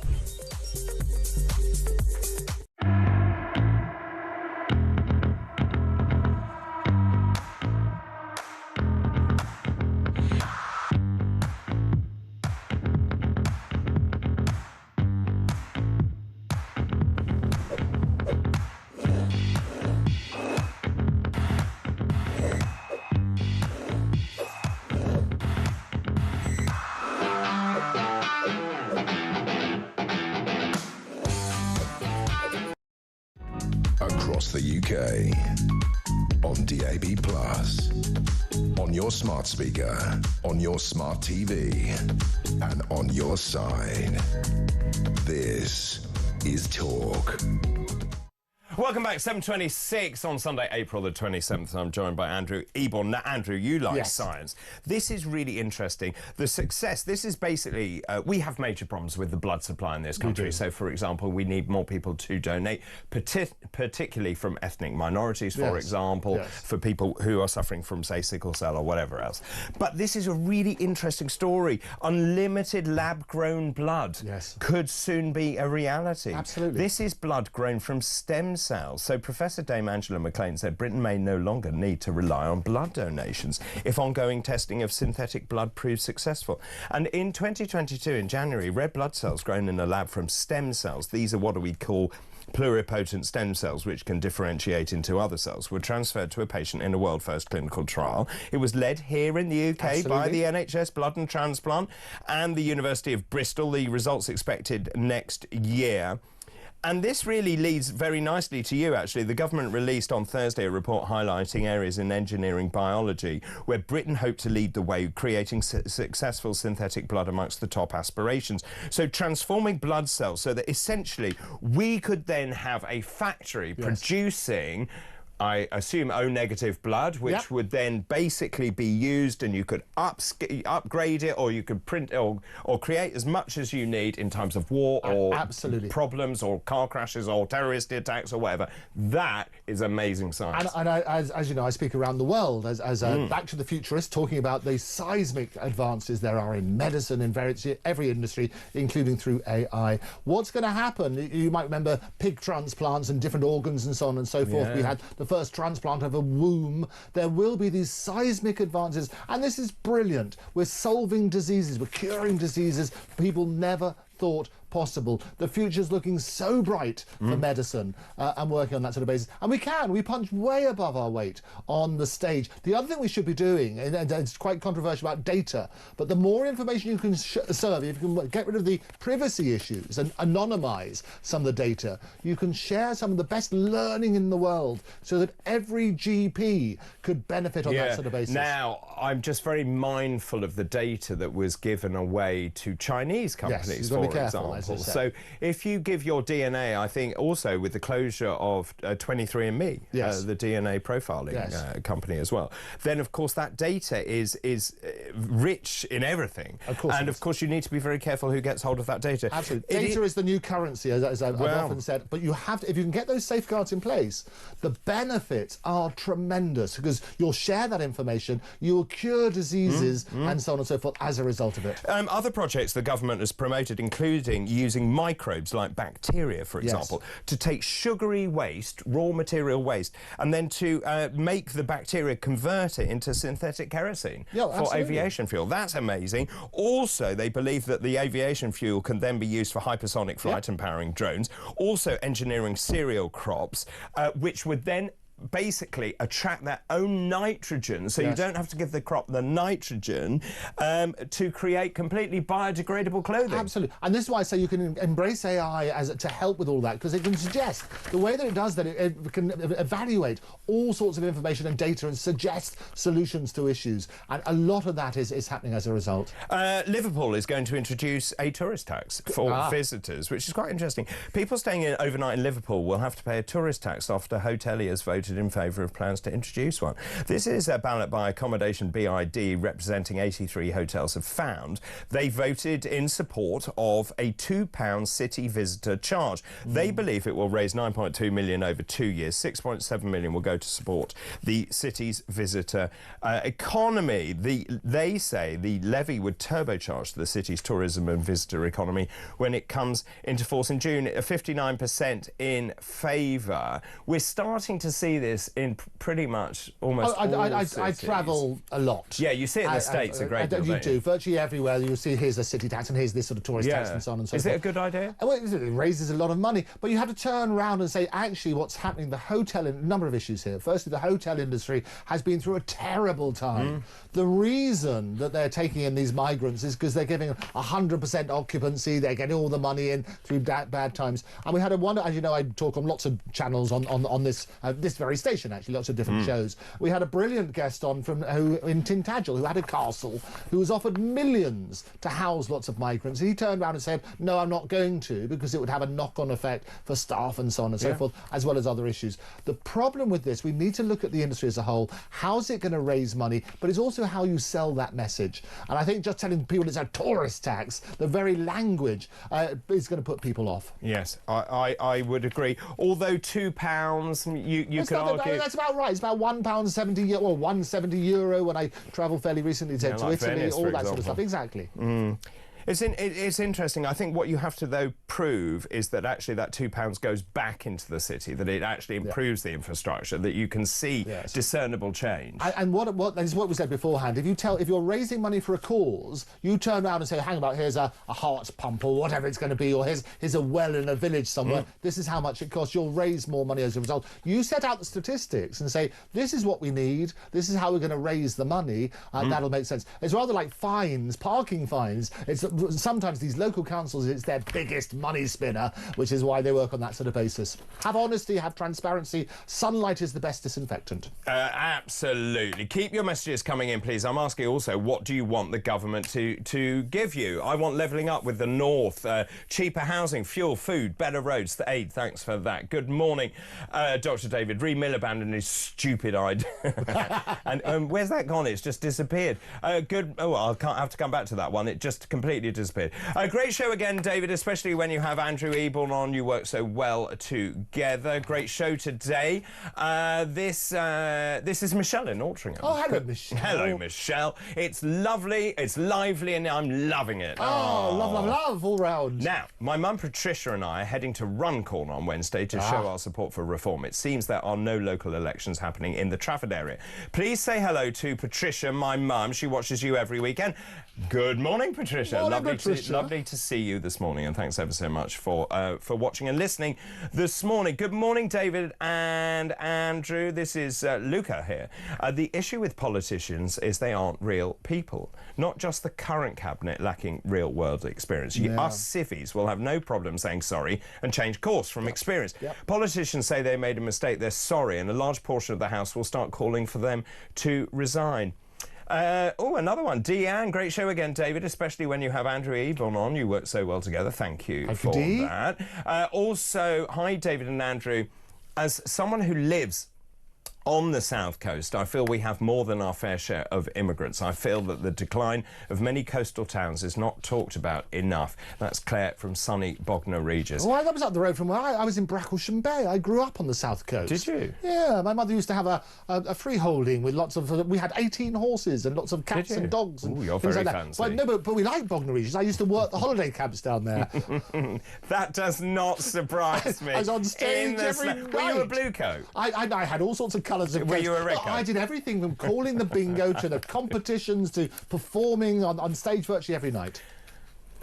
I'm speechless. You're Utterly speechless. You're never speechless. Right, let's go to a break. Now, after the break, we're going to be doing something slightly different. As I said, of course, the London Marathon taking place this morning. Thank goodness the weather is good, although you don't want it too hot when you're running a marathon. After the break, I'm going to be talking to Stevie Ruffs, who's very kindly come into the studio this morning. He's an actor, he's a singer, he's a presenter. He's about to run the marathon for the first time, and he's doing it in memory of his nephew, Freddie, who passed away in 2023. He's raising funds for the baby loss charity SANS. I'll be talking to him after this break. This is Weekend Breakfast. Good morning.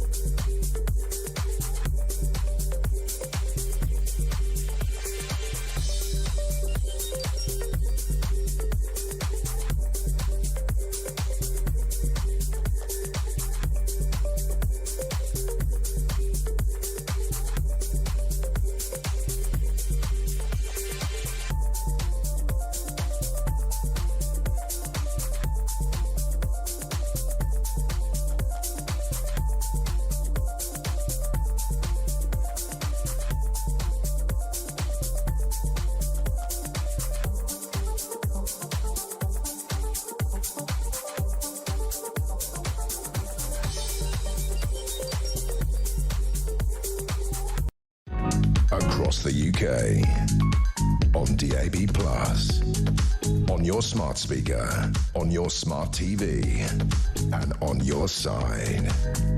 This is Talk.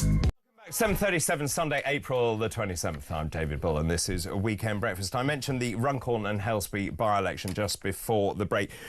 Just let me give you a full list of the candidates who are taking part in that election. Catherine Blakelock for the English Democrats, Dan Clark for the Liberal Party, Chris Copeman, he's the Green Party, Paul Michael Duffy, the Liberal Democrats, Peter Ford, Workers' Party of Britain, Howling Lord Hope from the official Monster Raving Loony Party, Sean Halston from the Conservative and Unionist Party, Jason Philip Hughes, Volt United Kingdom, Alan Mackey, Independent, Graham Harry Moore, the English Constitution Party, Paul Andrew Murphy, the Social Democratic Party, Sarah Joanne Pochin, Reform UK, Karen Louise Short, the Labour Party, John Stevens, Rejoin EU, and Michael Williams, Independent. And you can see a full list of the people taking part, those people that you can vote for in the Runcorn and Helsby by-election online. Let's now talk about the London Marathon, shall we? It's a beautiful day for the London Marathon, and records will be under threat when the 45th edition of the London Marathon takes place today. It's an amazing event, actually, because stacked elite fields will be there. You've got course world records in their sights, a £98,000 bonus available to anyone successful in achieving the latter in the men's and women's races. This year's event is aiming to break the world record for the most finishers in a marathon. 56,000 people expected to run today. That would surpass the 55,646 finishers in the New York Marathon. Now, the map of the marathon, and I will show you this later on, the map of the marathon, it starts at Greenwich Park, which is in the south of the Thames. It ends on the Mall, which is the most incredible road, I think, in London. Runners cross the finishing line after passing Buckingham Palace. It's an extraordinary... There's the map. So you start there, bottom right, that's in Greenwich, and you then wheedle your way all round, wheedle your way, some will be wheedling, on the South Bank as you go round there through Rotherhithe. I know this area very well indeed, round Rotherhithe to Bermondsey, then obviously crossing Tower Bridge. Then you turn right, go down the highway. This is my neck of the woods, Andrew. Yes. Go down the highway, then you come down into Canary Wharf, or what is the Isle of Dogs. Come down the Isle of Dogs, as you can see on the outside there on the EastEnders loop of the river. Then you hit the bottom, which is Island Gardens. Then you go north past my flat, and then you go into... I'm giving you a proper talk. Then you go down into Marshwall, round up, and then down. You retrace your steps pretty much. And then you continue down the embankment. This is the most incredible sight, actually. And you finish down there, and then you end up, as I say, outside Buckingham Palace and the Mall. The brilliant thing about the marathon is you have elite runners, you also have people running for the first time, you have people running for charity, you've got people who want to make a difference to the world, and I think that's a rather wonderful thing to do. And one of those people is Stevie Ruffs. He's an actor, singer and presenter, and he is in the studio now. Good morning. Good morning. Thank you for having me. Come on then, why are you doing the marathon? Well, many reasons, really. One is obviously a personal challenge. It's my first marathon, and then I'm also running on behalf of the children's charity SANS, which are a baby loss charity. They help look after bereaved parents. And a couple of years ago, my sister had identical twins, and one of them unfortunately passed away at 2 months old. So the charity has been quite a big part of our life. So I wanted to do something to, positive out of an unfortunate situation, and give something back to the charity, basically. Well done you. And in terms of the training that you've been doing, I have done some marathons, so I know a little bit. I have, yeah. Look at you. So I know quite a lot about it. Have you been training? I have been training. I was on a 15-week plan. I did injure myself in the middle of it, so I had probably about 4 weeks off. But I've done a couple of half marathons, and I don't know, we'll see how it goes. And what was the longest distance you've done? I only went up to a half marathon in the end. Okay. So this is your first full marathon? This is my first full marathon. You're not meant to do more than 18 miles, so I'm only about a few miles off, but we'll see. I'll try my best. Best time? What's the time you're going for? No time. I just want to have a good day and finish it. I want to get that medal at the end. Over the line. Yeah. So if I was to give you any advice, it's just pace yourself. Just don't don't go hell for leather at the beginning, because it's so easy to get caught up with just the sheer numbers that are going. And of course, you've got to pace yourselves. One of the other things is that when you get to halfway, you're not really halfway. Yeah. I don't know, have people told you that? Well, I know that Tower Bridge is about halfway, but it's the other side of Tower Bridge, so, but that's about it. Right. What does that mean? What do you mean? When you're halfway, you're not halfway. What's that about? Well, you are halfway, but just in terms of the way that your body, because the last half is the difficult bit. And Right, it's not just the physical side, it's the mental side. Yes. Now, the brilliant thing about London, and I mentioned I actually live there, is that you've got come in for coffee. You've got brilliant people. It's just so many people lining the roads. The pubs are great, and then you've got bands, and so unlike many of the other marathons, I actually think that will give you the impetus you need. It's wonderful. Crowds get you going, don't they? 100%. They say don't wear any headphones, just take it all in. Where's your name? Oh, it is. Where's your name? I'll give you a clue. So that's really important, because then people will say, Stevie, come on. Come on, Stevie. I love it. It's got to be good. Fantastic. I know. I'm going to be like hobbling along, and people are going to be like, yeah, go on. You're going to be wiggling your way, is the phrase. Well, you're a young man wiggling way. You're a young man, so you should be all right. Yeah, I'm hopeful. I think all of my friends have said, you'll be fine. My friend did it last year, which actually part of the reason it inspired me to do it this year. He was raising money for a charity that was close to his heart. Yeah. And so I went to watch him with my mum last year, and I thought, let's give that a go. Brilliant. Well, what I love is you're raising money and awareness, which is great. So a lot of it's about that. It's not just like, it's the taking part. Yeah. And well done you. Your first marathon then. It is. You just trained for the thing. What's going to be incredible? You're going to break the records as well, they say, this year. Yeah. Which would be really good. What about the heat? Are you worried about the heat today? We did get an email from the marathon team being like, slow down, it's not all year for PBs, because it's going to be about 22 degrees. PB being personal best. Well, you've never done one today. I can guarantee today's going to be your personal best. It will be. It's going to be good. As long as I finish it. And obviously there's water around on the course as well. And there's David's flats you can knock in. And make sure you do drink it. Just in terms of that, I mean, I was looking at the numbers. So 56,000 people taking part in the marathon, but 840,000 applied. Yeah. 840,000. How do they select 318 How do they select? I don't know the answer to that. Do you know the answer to that? About 50,000 people, but I think some is divided by ballot places, and there's charity places as well. Yes. And the charities are allotted a certain number of runners, aren't they? Yeah. And that's my Oh, understanding. that's right. If you guarantee, I think that's how I understand, you guarantee a particular charity, you're going to raise this amount of money, you commit to that, you get one of those places. Is that right? How did you do your one? So I did enter the ballot, and I didn't get a ballot place, and then I applied to the charity and kind of told them my story. We'd already been involved with the charity, obviously, through my sister. Right. And yeah, then kind of they gave me the place, and then for the last 3 months just been fundraising. How much do you have to raise to get that place? I think every charity's minimum is 2,500. Right. It might be 2,300, but that's like all charities have, I think, a similar minimum. Yeah. And then I just want to say something about SANS. SANS exists to reduce the number of babies dying and to support anyone affected by the death of a baby before, during or shortly after birth. Currently in the United Kingdom, 13 families a day suffer the heartbreak of losing their baby before, shortly or during the birth. That's 4,500 babies a year, and 15% of pregnancies end in miscarriage. Isn't that awful?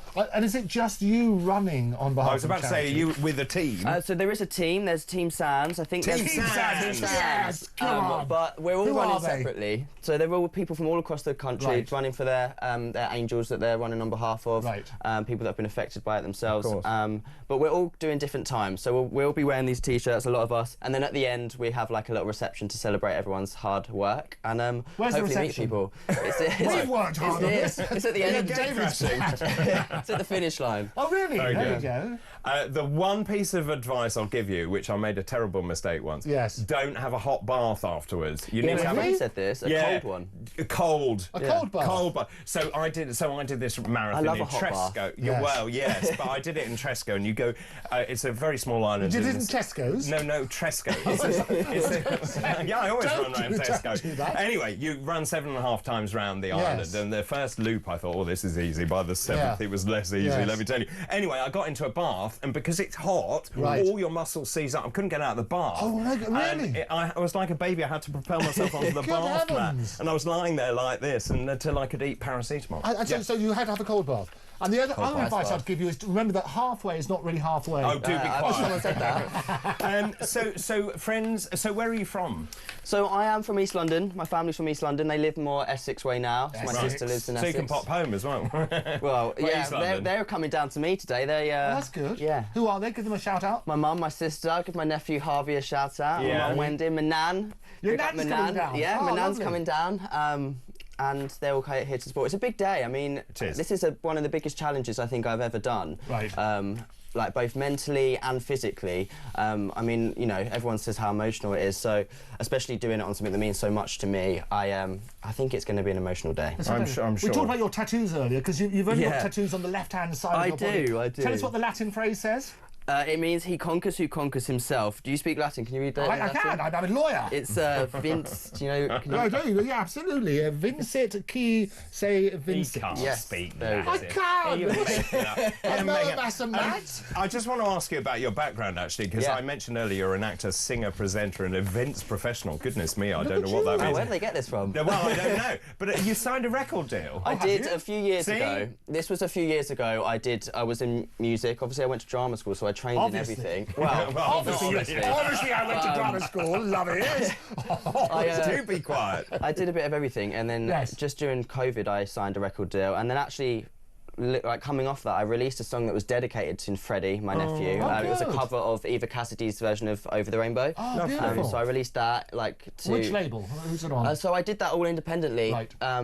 The label was originally when I was in a band, but this is going back a few years now. So then I just, you know, when the opportunity comes up, I'll put something out. Yeah, I love performing, so. Lovely. Excellent. Well, look, I wish you a great deal of success. Thank you. Not luck. Success. Thank you. Just take it easy Yeah. and stretch Yes. Yeah. before you start. And cold baths, and remember, halfway is not halfway. I know. No, I don't want to say that horribly, but the point is just pace yourself, and actually you'll be fine because you'll have the crowds with you. They are absolutely brilliant. Now, we're going to try and catch up with you halfway round, aren't we? Yeah. Well, isn't that Well, good? I think it's just before the start line. I think. Oh, is it? Maybe, Okay. yeah. Yes. Just before I start. 'cause Yeah, I'm, because not sure halfway's not halfway. You can't be halfway. I'm not sure what the signal will be like out there. No, well, it may be terrible. We'll do our very best to catch up with you, but if we don't speak to you, I wish you a great deal of success. you. Yeah. Thank I'm you. sure you'll do a great job. And listen, even if you crawl round and you get Yeah. round in 2 days, then you've done it. 2 days Yeah, is amazing. yeah. It's really good to Thank see you. Can I Yeah. just say, if people want to check out my story on my page, Yes. they can go to either my Instagram, Stevie Ruffs, or I don't know if the link will be on screen somewhere with my donations page. So yeah, everything. Okay, well, so we'll make sure that we get your. We do It's actually. up there now. Oh, there we go. There's my M3. You've There already we got go. 3 We- grand or whatever, I think. No, so my target was £3 grand. We've raised about 7 now, which Wow. is amazing. Yeah, I've had people have been so supportive, and it means so much to the charity because it's, you know, the work they do to support people like my Brilliant. sister. Is And great. there you are. There's the link. 2025 TCS LondonMarathon.endhoos.com/PS/Stevie. Oh, it's Thank catchy. you very much. Bit of a mouthful. Very catchy. I remembered it offhand. Anyway, look, I hope it goes really well. We'll try and catch up with you a little later Sounds on good. in the show. Thanks very much. Keep all your messages coming in this morning. So I'm asking, if the Tories lose big in these elections, if they lose control of all of those 19 councils, do you think Kemi Badenoch's leadership is at risk? Also, how do you rate Kemi's leadership of the Conservative Party generally? I'm also quite keen to hear what you think about politicians as a type of people. Let me know your thoughts. Type of people. Well, I'm trying to be nice because I am one. 0344 499 1000. You can text the word talk in your message to 87222. You can message us at talk. Also, you can send a voice note as well. Lots more still to come. Also, very keen to get your calls as well. Voice notes, etc., etc., etc. We've got some other great stories which we will cover after this break. Don't go anywhere. This is Weekend Breakfast. Good morning.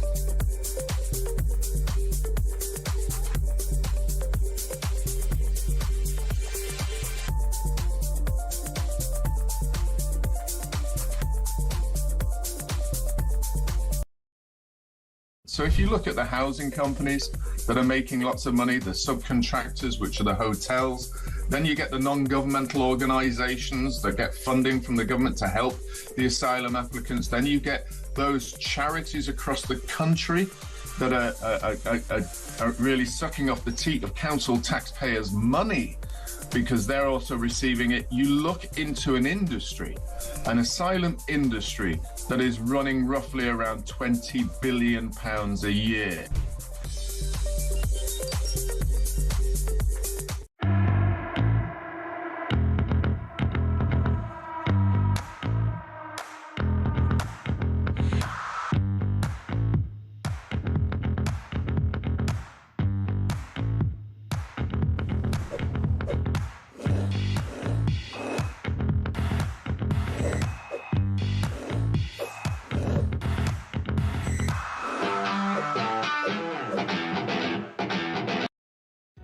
Across the UK, on DAB+, on your smart speaker, on your smart TV, and on your side.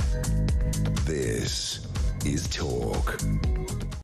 Welcome back. 7 minutes to 8. Good luck to Stevie in the Wasn't he good? London's really good, a actually. great cause as well, and actually his first marathon. Well, so... I then suddenly realised I'm kind of putting him off, saying halfway is not halfway. But what I meant was, and I've done this because when I did it, I got halfway and I thought, oh, I'm nearly finished, you know, because you're kind of there.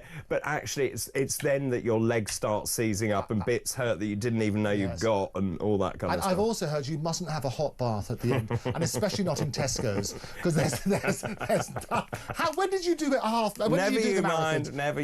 How many have you done? I can't honestly. I've taken part in quite a few. Right. No, I did. So Tesco's a really interesting one. I ran it for cystic fibrosis. Okay. I ran it with Ben Shepherd. Yes. Yes, he of ITV fame. Yes. Yeah, no, it was great. And actually, it was very funny because the first time I ran it, I was in the pub the night before. Always a good move. I think that's the best way to prepare. Well, I wasn't running it, see. This is the point. I wasn't running it. And then the army arrived, and the army were going to run it in full kit. Yes. And so the army boys then basically dared me and said, I bet you can't do it. And I said, I bet I can. And so I did. Oh, well, do you remember your time? Yeah, it was... 4 days and 27 No, it hours? wasn't. I mean, it wasn't great, but it wasn't awful. And it's not about that. It's the fact you do. Well, people like Eddie Izzard who do several of them. But the thing that I just couldn't get my head around was the army running in full kit and boots, 27.2 miles. I mean, they're amazing, incredibly. It is incredible. And these people dressed in these sort of rhinoceroses outfits. Oh yes, that's the point. I wanted to mention that because there is some prizes as well. Hang on a minute. What are the prizes? There must be best costume and best in class and. Yes, there are. There are. What are they? Right. So there are the prizes for the fastest marathon in a firefighter's uniform and breathing apparatus. There's also What's the record so far? Did it tell you that? I don't have that. Okay. 3 separate attempts at the fastest marathon dressed as a knight. A knight? Okay, good. This is my favourite. There is a prize for the fastest marathon dressed as a tent. Oh, isn't that good? Absolutely. 2 tents. Just before you do it. 2 tents. I thank you. And the fastest marathon on crutches. Oh, perfect. Can you imagine doing 20? Yeah, Dave. We've got it. Dave could go into the marathon. Dave could do that. So just to give you some timings there, I was just looking at that. So it is a staggered start. Yes, so we were just trying to work out the timings here, and obviously it starts around 9:30, doesn't it? So the 8:50 is elite wheelchairs. Oh, okay. 9:05 elite women, right? 9:35 elite men, and then 9:35 to 11:30 is the mass start, because it is staggered, and they're very clever in Greenwich, so that you have very different starting points, all of which then converge. And actually, I think from my understanding from those people who have run London is part of the problem is not treading on other people. Yeah, it's very difficult. Because it's very difficult, particularly at the beginning. As it gets, obviously, as you start to spread out, it becomes easier. Yes. But I think I said to him, don't start too fast. Well, you did. You gave lots of I don't think you can. Great advice. I think you've given him more advice in this one show than anybody ever. So it's brilliant. Right. Taxi for Andrew. Gemma is on the line from Staffordshire. Good morning. Hello, Gemma. Morning, David. I don't know whether I've spoken to you before, but morning. I have Andrew. Morning. Well, everyone talks to Andrew. Nice to see you, Gemma. Hi. Hi. What's your point this morning?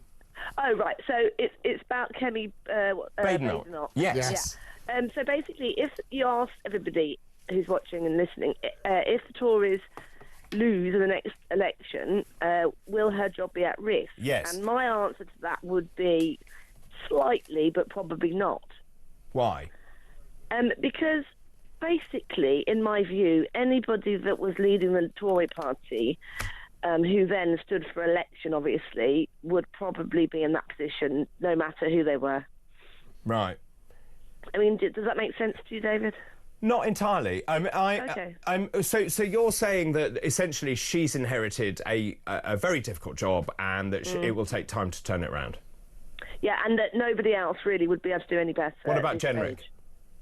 Yeah, he'd be able to do about the same, I think. I mean, they're all pretty even. I mean, like Reform, for example. I know you can't talk about them much, but, you know, there's a spread of about 4 men, I think, and possibly one woman. And you're all pretty good, you know what I mean, at different things. And I think that's the thing. And I think because Kemi is, I'm sorry to say this, but a woman, and she happens to be from, you know, of...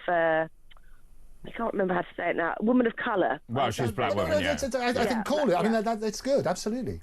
I actually think that is an advantage. And I'm not saying that, you know, I'm not being woke. I mean, sure. No, you're being very good. But I do think that it's good that we've got a woman as the leader of the Tory party, because the Tory party is basically associated with men. Yeah, no, look, I hear you. My own... Yeah, I agree totally. And, of course, Thatcher was a formidable Prime Minister. The only thing I think about Kemi Badenoch is I think she can be a good orator. I think she needs to be a little more feisty. I think she needs to come back. And the last PMQs, actually, was her best outing that I saw. Well-rehearsed ad-libs. Gemma, thanks ever so much for your Lovely call to hear from you, Gemma. this morning. That's Gemma in Staffordshire. A regular. On the line. Andrew, our time is over. Oh, yeah, you throw me out. How many people phoning in? I know him. Yeah, exactly. Very, very good. Well, I'm going to go and do the marathon. I'm going to support those people at halfway. Remember, halfway is not halfway. I'm going to remind them. I'm going to remind them to go to Tesco's and have a cold shower afterwards. You could buy them all drinks, actually, halfway round. I'm going to take them to your place. We know where it is now. You do. Andrew, thanks ever so much. Thank you. It's been a great pleasure. So much more still to come. This is Talk. This is Weekend Breakfast.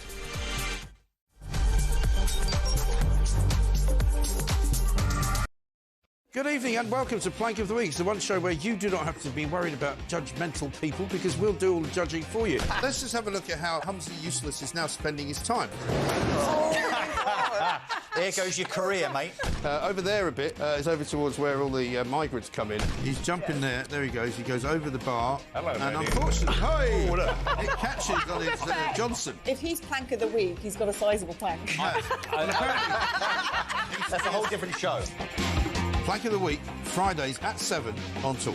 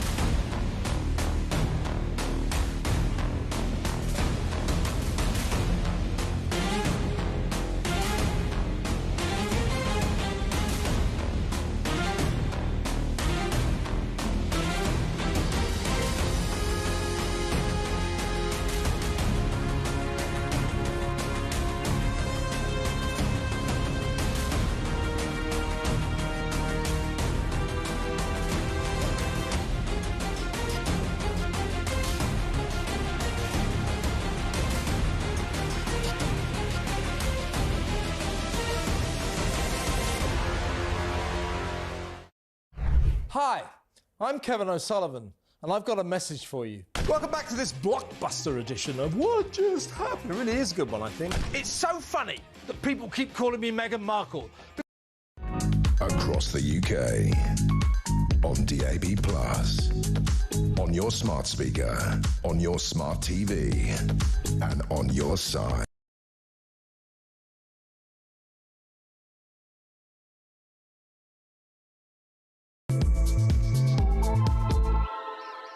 Hello, good morning to you. Just after 8 o'clock on Sunday, April the 27th. I'm David Bull. This is a Weekend Breakfast. Of course, today is the London Marathon. If you are taking part, well done you. I wish you the greatest of success in your endeavours this morning. Now, great news if you are just joining us. It's National Little Pampered Dog Day. It's a day to celebrate dog owners who give their dogs exceptional care and treat their dog like a god.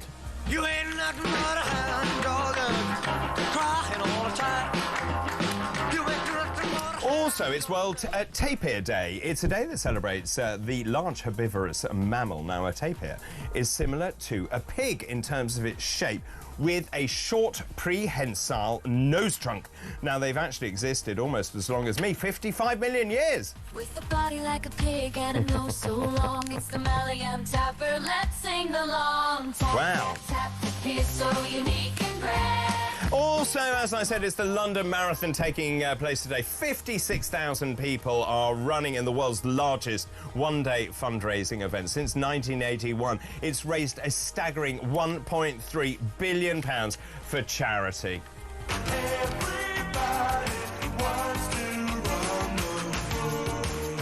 So there you are. Let's move on and start this hour's Fascinating Facts.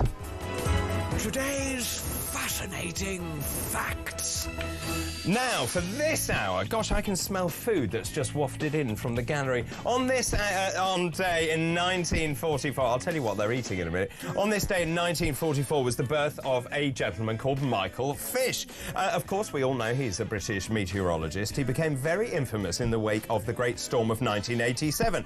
And everyone knows this story, I think, when it was rumoured that there was a hurricane on the way. So someone called in, or he said on air, so-and-so's just called in and says there's a hurricane on the way. He commented, well, if you're watching, don't worry, there isn't.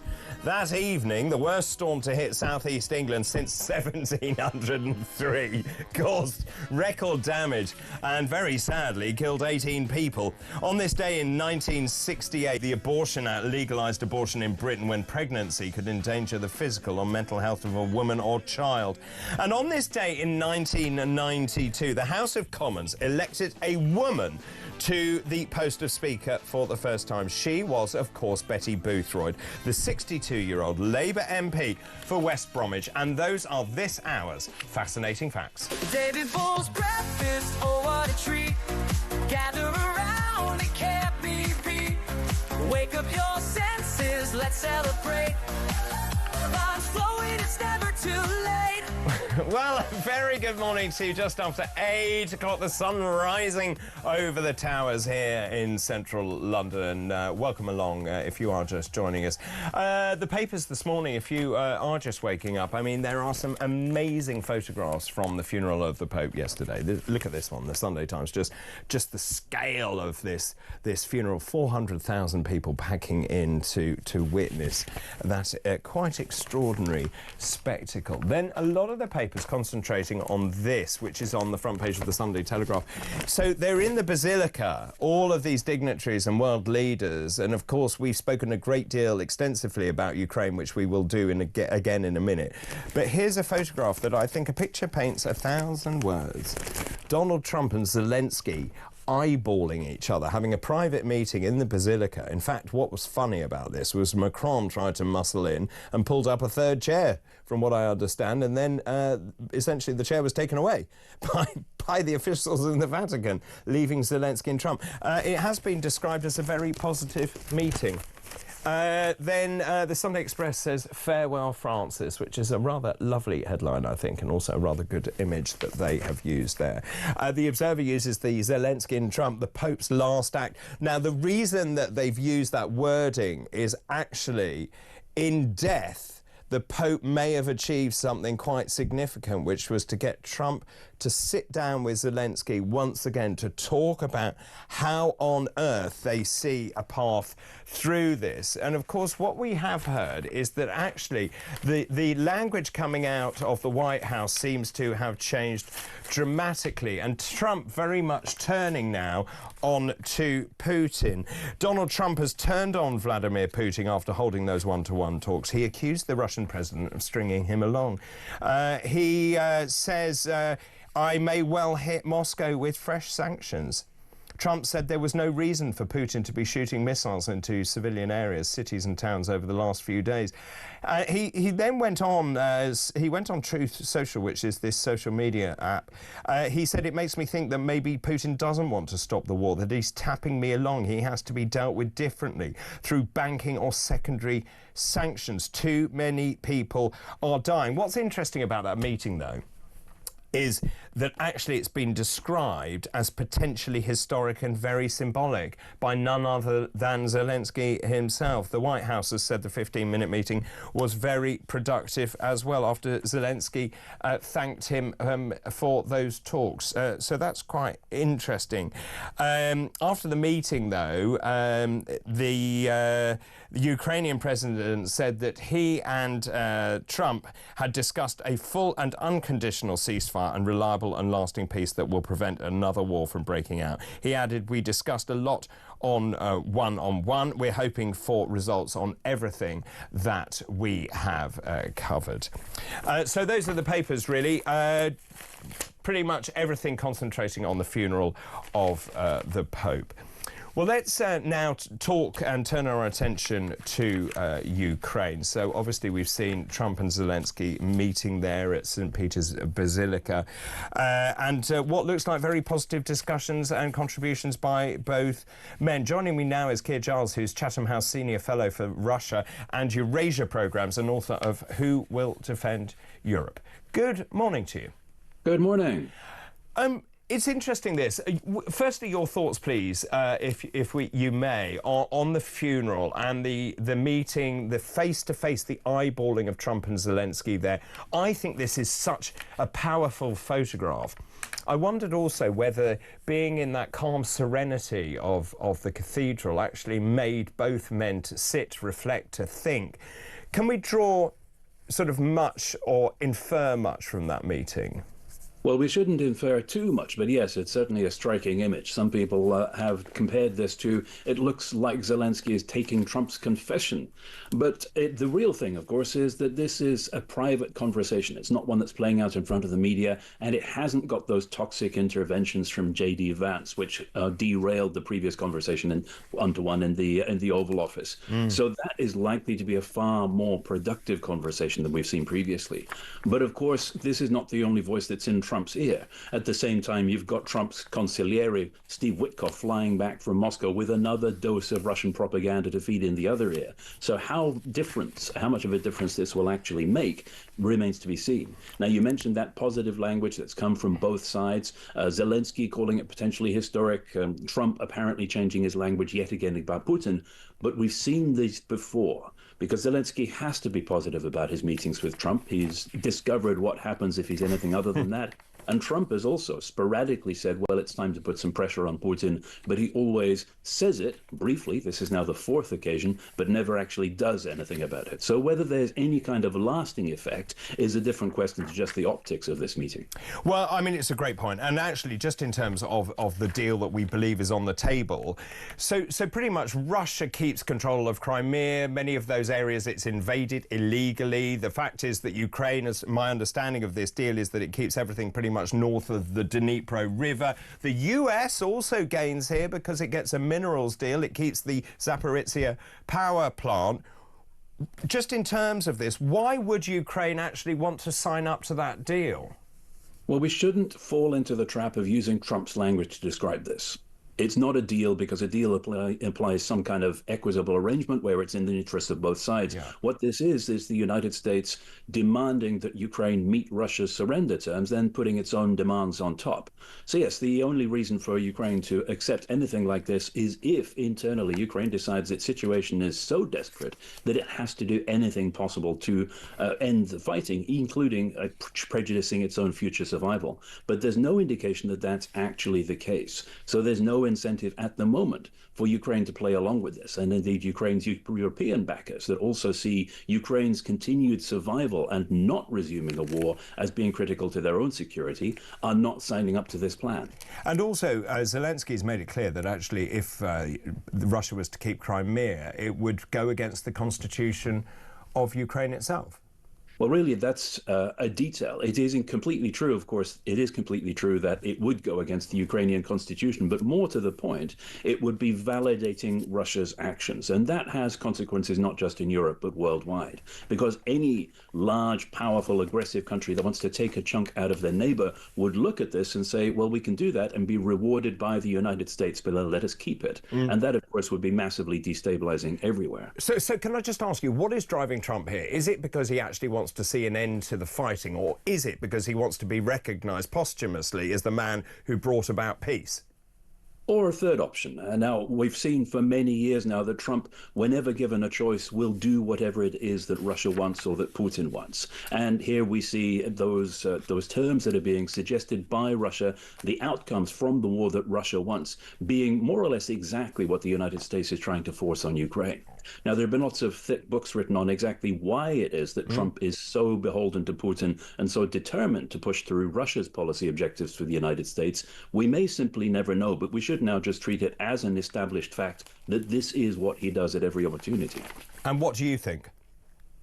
I honestly cannot speculate. The United States had an opportunity for finding out what it was that was driving Trump to do this, but they fumbled it. The Mueller inquiry during Trump's first presidential term was set the wrong questions to ask about the motivations, about exactly why Trump was doing this, and so the opportunity was lost. The only time we might ever find out is potentially if once again Russia's KGB archives are opened and then we find out the real picture was. So are you saying that Russia may well have intel on Donald Trump? That's one of the explanations that has been put forward. It's one of the reasonably plausible ones. Others are simply Trump's financial entanglements. There's another explanation that says it's just his ideological sympathy with Putin. He wants to pander to Putin. He wants to be like Putin, to be regarded in the same way. And so he takes actions that directly mirror what Putin does. But again, we don't know what the real reason is. We just have to deal with the consequences, and those are relatively predictable. So let's say this peace deal goes ahead, Putin gets his way, Trump and Putin become best buddies. What's to stop Putin actually pausing and then re-attacking other areas of Ukraine? Well, that is exactly the reason why the kind of ceasefire that the United States is pushing forward for a long time was treated as one of the worst-case outcomes for Ukraine, because that's precisely what it allows Russia to do. Freeze the conflict, keep hold of what it has acquired and occupied so far, and then regather its forces for another push later, whether that's in Ukraine or potentially against another European country. Like Finland? Well, there's a long conversation ongoing about where Russia's next target might be, and that's a constantly shifting equation because, of course, it's not just about territorial control.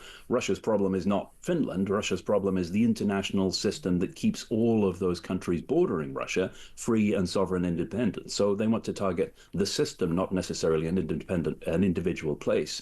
But the key point is that because of this turnaround from the United States, what was a worst-case scenario, this kind of ceasefire deal, is now one of the best options that's actually available, because Ukraine's situation is now so much worse without that, even that limited backing that they got from the United States before. Now, I mean, there are so many parts to this, of course. Recognising Russian control of Crimea, of course, would violate international law, because you're basically underpinning and saying that actually what you did was acceptable, which clearly it isn't. But also, is there an argument to say that if Trump does do this deal with Putin, what does that do for world stability? Does it actually make the world a safer place or a more dangerous place? There is no way in which this makes the world a safer place. But, of course, if Trump agrees this with Putin, which, let's also remember, is not showing any signs of coming to fruition at the moment, because Putin's not showing any indication that he's willing to play along and is pushing for still greater advantage, that still leaves out the other side in the conflict. It treats Ukraine as a country which has no say in the matter and has no independent choice. But, of course, it is completely up to Ukraine when they decide that these combined demands from Russia and the United States are actually worse than fighting on unsupported. So we shouldn't necessarily assume that if the White House and the Kremlin cook up this deal together, it's something that Ukraine is actually going to accept and play along with. There was also talk that this might be an interim solution. We've heard that. We've heard all of the different conversations about sequencing, whether you get a ceasefire before a peace settlement, or if you have to have the terms of a peace settlement that's actually going to last in place before you put the ceasefire in. But all of that overlooks the basic fact that the real thing that Europe and Ukraine both need is something that will deter Russia from having another go at a time of its choosing. And that's one of the key elements that's actually missing from this US proposal. I mean, what Trump says there'll be US people inside Ukraine. That will deter Putin. I'm not sure that's entirely true. Well, the so-called minerals deal, actually the minerals mugging, has gone through lots of different iterations, and there have been these suggestions that any kind of US involvement in Ukraine would be a deterrent for Russia, but no, absolutely not. That is, even when it is in the most explicit, as stated by the United States, it's still a very vague commitment to supporting Ukraine, and it's a very vague way of actually deterring Russia, which doesn't seem to have any credibility at all. Just very quickly, because I know time is tight on your end, do you think this deal will go through? No. Thank you so much for your time, Keir. Really good to talk to you this morning. Keir Giles there, Chatham House Senior Fellow for the Russia and Eurasia Programme and author of Who Will Defend Europe. It remains to be seen what happens with regards to that, but obviously Keir there saying he doesn't believe that deal will actually go through. Witkoff quite comfortable and confident that the deal will go through with Putin. Of course, it was all smiles when they met. Zelensky not happy, but then he's talking about that maybe actually there has been some sort of breakthrough. I wonder what that breakthrough is. Of course, you'll find out all the latest here on Talk. Now, coming up after the break, we have our future politics panel. Journalist and podcaster Solapi Alaste and political commentator Jonas Dean will be joining me. This is Weekend Breakfast. Good morning.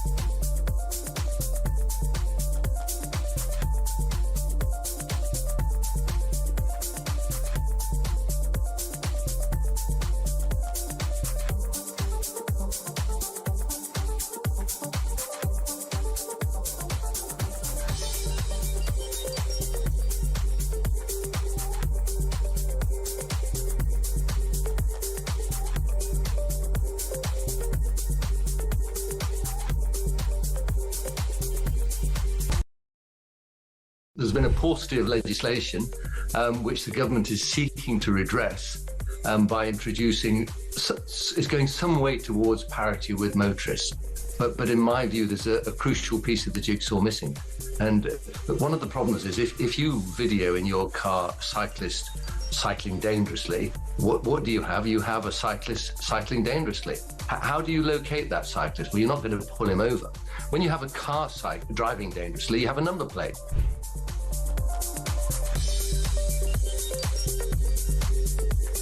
So if you look at the housing companies that are making lots of money, the subcontractors, which are the hotels, then you get the non-governmental organizations that get funding from the government to help the asylum applicants. Then you get those charities across the country that are really sucking off the teat of council taxpayers' money because they're also receiving it. You look into an industry, an asylum industry, that is running roughly around £20 billion a year.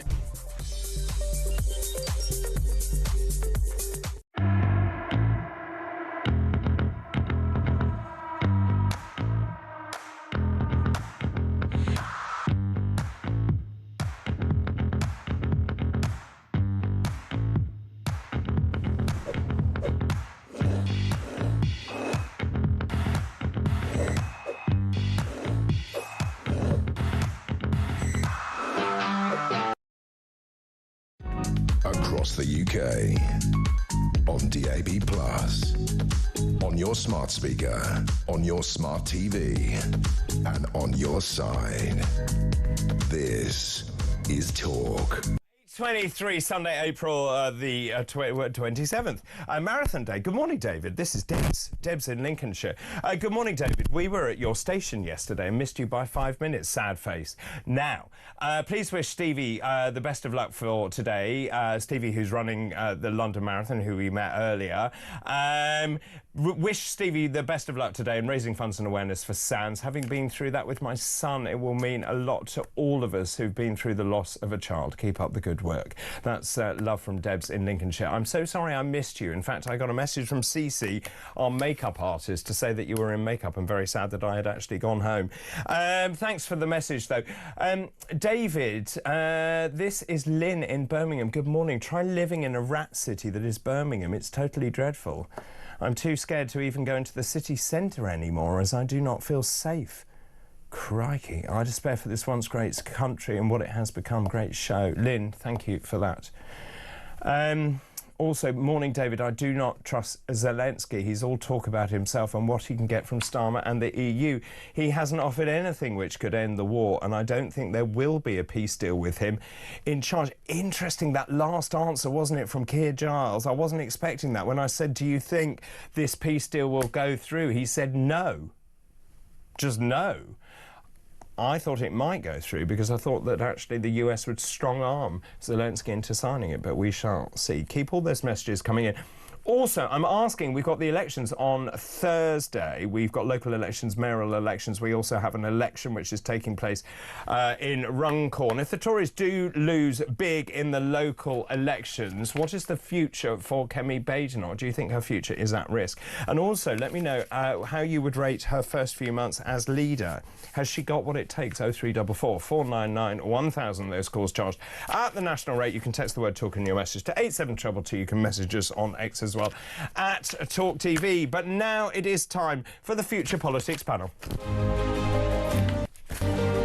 The Future Politics panel. Well, joining me this morning, I'm delighted to say, Sholopeya Alastis, who's a journalist and podcaster, and joining her, Jonas Dean, who's a political commentator. Good morning to the two of you. Good morning. Lovely day outside, isn't it? I've just seen the sun rising above the towers of central London. It looks like it's going to be a cracking day. Right, let's talk about the politics of the day. Kemi Badenoch has branded Sir Keir Starmer a coward who has no moral core in a fierce attack on Labour in the run-up to the elections this week. This is quite interesting. She accuses the Prime Minister of lacking the courage to admit his mistakes as she attacks his response to the Supreme Court trans ruling. Where do you stand on that? I mean, Keir Starmer doesn't seem to know what a woman is. He didn't issue any kind of apology after the Supreme Court ruling. I just think he looked incredibly weak. Yeah, well, I don't think there was an apology that was needed. I think the Labour Party have been clear. They're happy to have guidance. I'm happy that with the ruling, the Labour Party are in place because I do believe there'll be compassion and inclusion woven into guidance. You know, the NHS is due to release it. I think the bigger problem is the gutter politics of Kemi. It's not the... Do you? I really do. But hang on it's a minute, not, Keir Starmer said... But hang on, let's just go back. Keir Starmer said trans women are women. Yeah. And then the Supreme Court has ruled that trans women are not women or cannot use those spaces that are for women. Keir Starmer really, we didn't hear from him at all. I didn't think that was statesmanlike. So I think in times like this, it's important to sort of cut the political fourth wall and say he was put in a sort of politically precarious position. I think that there's been a change. Why was it politically precarious? I don't agree. I think that she held him to account because he was saying one thing before and then he didn't seem to want to kind of lay down his decision afterwards. I think that actually what she did was the right thing. So just to finish my point, the reason it was precarious is because he did argue against that before and then came out to accept the ruling of the court. But he had no choice. Well, of course, it's not that he had no choice. He had to accept it, didn't he? He accepted the rule of democracy and law, and then ran with it. So what were his options? It was to undermine the court or to support the court, and he's done that. And actually, it's a very honourable and reasonable thing. He hasn't said that he loves the judgment of the court, but that is what they'll go forward with. And that should be something to applaud. But my issue is he had a personal opinion on it before, yeah. And now it's like as if he's hiding behind the fact that there's been a ruling. Yes, he's accepted it, but it's not to say that, oh, actually, and not to say that he should change his mind, but there's no personal element to it anymore. He's kind of tried to detract from his, or take away now, his own opinion from the forum. But if you put it out there in the first place, then you have to be willing to talk about it now. I think what I'm trying to get at is that I don't get a sense of his belief structure. I don't understand what he truly believes, because he said, I believe trans women are women. At no point has he said that actually, in terms of the way the government dealt with the policies, that he finally said that we now have some guidance from the Supreme Court. But do you really think that he speaks with passion? Do you understand what drives Keir Starmer? Do you understand his thinking? Because I don't. So I think different areas offer different bits of passion. That's fine. He's someone that's come from a certain background and has only. Just to reiterate, I think it's the right thing that if the Supreme Court issues judgment, to stand behind that judgment. He doesn't, it's a lose-lose in terms of sitting on this panel and defending it.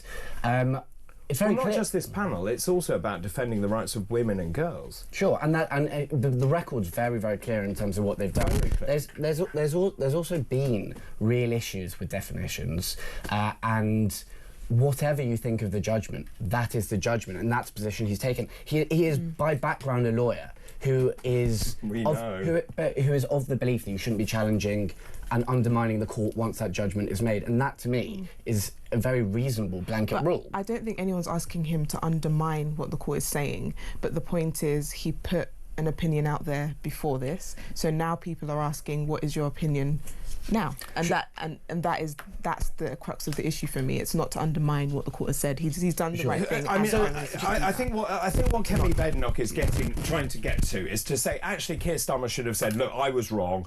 The Supreme Court ruling has made it very, very clear that trans women are not women, that even if you have a GRC, that you are not a woman, and that we will protect single-sex spaces. And I think also, or you could couch it in the way of saying, well, this has become a very muddy debate. We've had politicians who say that not only whether it was him or whether it was one of the other loons in that party, which was saying that it's not only women that have cervixes. I mean, the whole thing got absolutely out of control. So the Supreme Court ruling is a legal ruling. They actually said in the ruling, do not take political inference from this. Obviously that doesn't matter to the special advisors prepping Kemi for PNQs. What was wrong was to stand in the ballot box and use phrases like, you don't have the balls, you're not going to bow to the decision of the Supreme Court, and then it's an attack line that has no win. What she's asking, he's doing with dignity, and it's not a political decision by the courts. No, it's not. Just in terms of where we go from here, we've got... I need to be very careful because obviously we're in Purdah at the moment. But just in terms of the local elections, which are happening on Thursday, the Tories are expected to suffer huge losses in the elections on Thursday at the hands of Reform UK, and Badenoch is braced for the fallout. If the elections do go very badly, and I think they may go very badly for Labour as well as the Conservatives, is Badenoch up to the job, do you think? Up to the job in what sense? To be As in, leader of the Conservative Party. Is she making... Look, I understand that actually, look, people got bored of the Conservative Party. They voted them out. They didn't really vote for the Labour Party. If, in terms of a positive vote, they voted against the Conservative Party. Is she the right person to take the party forward? And if she is, then doesn't she need to actually up her game a bit? Well, I think recently Keir Starmer has been giving her a lot of ammunition, and I think, I guess it's been helping her cause in being seen as more statesmanly. In terms of whether she's the person to lead us forward, if, you know, as leader of the Conservatives, I'm not sure. I'm not sure if to some degree... Come on, get off the fence. What do you really think? To some degree, I think that she is currently a holding card for them. She is, I guess, proving her worth in the sense that she is able to stand against Keir Starmer, and we're seeing that more and more, especially with the Supreme Court ruling. But in terms of whether she will be there for the next general election, I'm really not sure. I don't think Is she so. strong enough? So I don't know what will happen by the next general election. This time in the previous cycle... What's going to happen by next week? Well, yeah, well, exactly. Is she strong enough? Well, there's no indicators that she's stronger, at least than either of the two political parties. The polls are bad. She seems to have no rapport with the voters. Lots of people don't know even who she is. I mean, look, like you say, you don't rule anything out in politics, but the whole thing looks like a complete disaster. And the Conservatives have such a slick policy of one in, one out trial shifts of leaders now that you can hear the grumblings from Jenrick and from other party seniors that people aren't happy. But it doesn't mean it's clear what to do. The Tories... So what would you do? So John Curtis, who is the leading polling analyst, the god who appears on every television programme during the elections, says the Tories are on a hiding to nothing across England. The question is who gets the spoils. They believe they're going to lose half of their seats. In fact, there's a lot of talk about them losing all 19 of the council seats, the councils that they control. Who do you think would make a better leader of the Conservative Party? So I do think Jenrick would have been a better leader of the Conservative Party. I think he has more purpose and more vision. I think it's been a visionless leadership so far. It's been sort of attack, gutter politics. And obviously we've heard that coming out this week. It is across the board a fairly weak display. I really believed in strong opposition. I would love for there to be a strong opposition, but it's very, very hard after being in office for so long. And do you think Labour's going to get hammered? I don't know. I genuinely don't know if they'll get hammered. Things work slightly differently in the local elections. Different sets of people are engaged. People are very happy with what's going on with British Steel at the moment. Sorry, people are very happy in a lot of ways. Right. With I think there's cross-party content with the intervention. I don't know if they'll get hammered. It seems like it's a very good opening for reform. And what do you think? Yeah, I agree that it is a good opening for reform. I think people do want to punish Labour at this point, I think. So that is something as well. But yeah, I think the main thing is it's an opening for reform and other parties, I think, at this point. So we were talking about turnout at local elections, normally around 32%. If you were a betting woman, what's the turnout going to be in these elections? Oh, gosh. I could say any number and then I'll be quoted later. But will it be about the same? Will it be? Yeah. Will it be that we'll see a sense of people's anger and resentment, and that we'll see much higher turnout? Yeah, I think we might see higher turnout. That's a possibility. Give me a number. I will hold you to it. I'd say we'd still be below 40%. Okay. Yeah. What do you think? I think low turnout. I think people are tired. There's been a lot on in the news, a lot of monotony, a lot of the same, and there will be high turnout for factional parties, and that is what I think will let sort of the Greens in the west of England and Reform in a lot of places do well. We shall see, we shall see. We'll go to a break now. We'll continue with our Future Politics panel with Charlotte Pay and with Jonas after this break.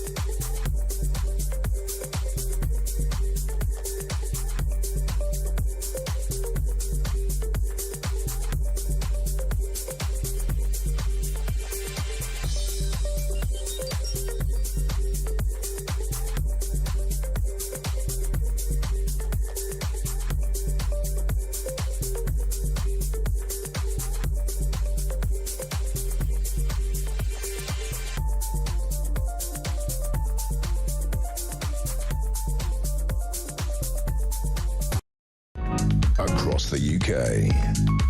On DAB+, on your smart speaker, on your smart TV, and on your side. This is Talk.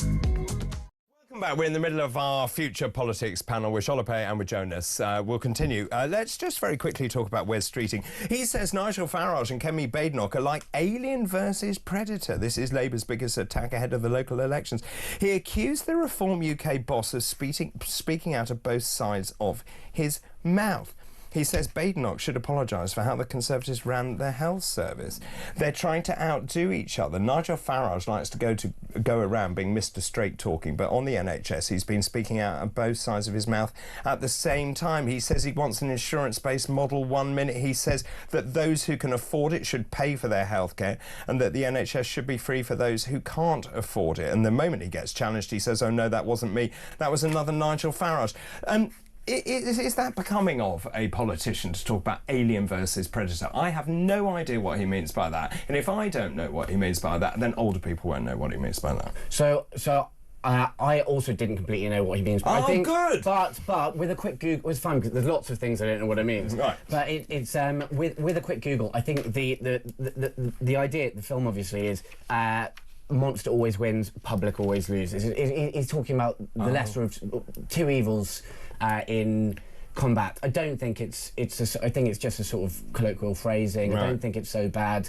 It's interesting how that draws the line as unacceptable, but obviously what we said before wasn't. But look, I think he's right. It's easy to sit on the side with protest politics, sort of message testing and data testing ideas like the French model. I do for anything you can say about Wes Streeting and his policies. I think he genuinely cares about the NHS being free at the point of use and social care reform. But also Nigel Farage is clear that it remains free at the point of use.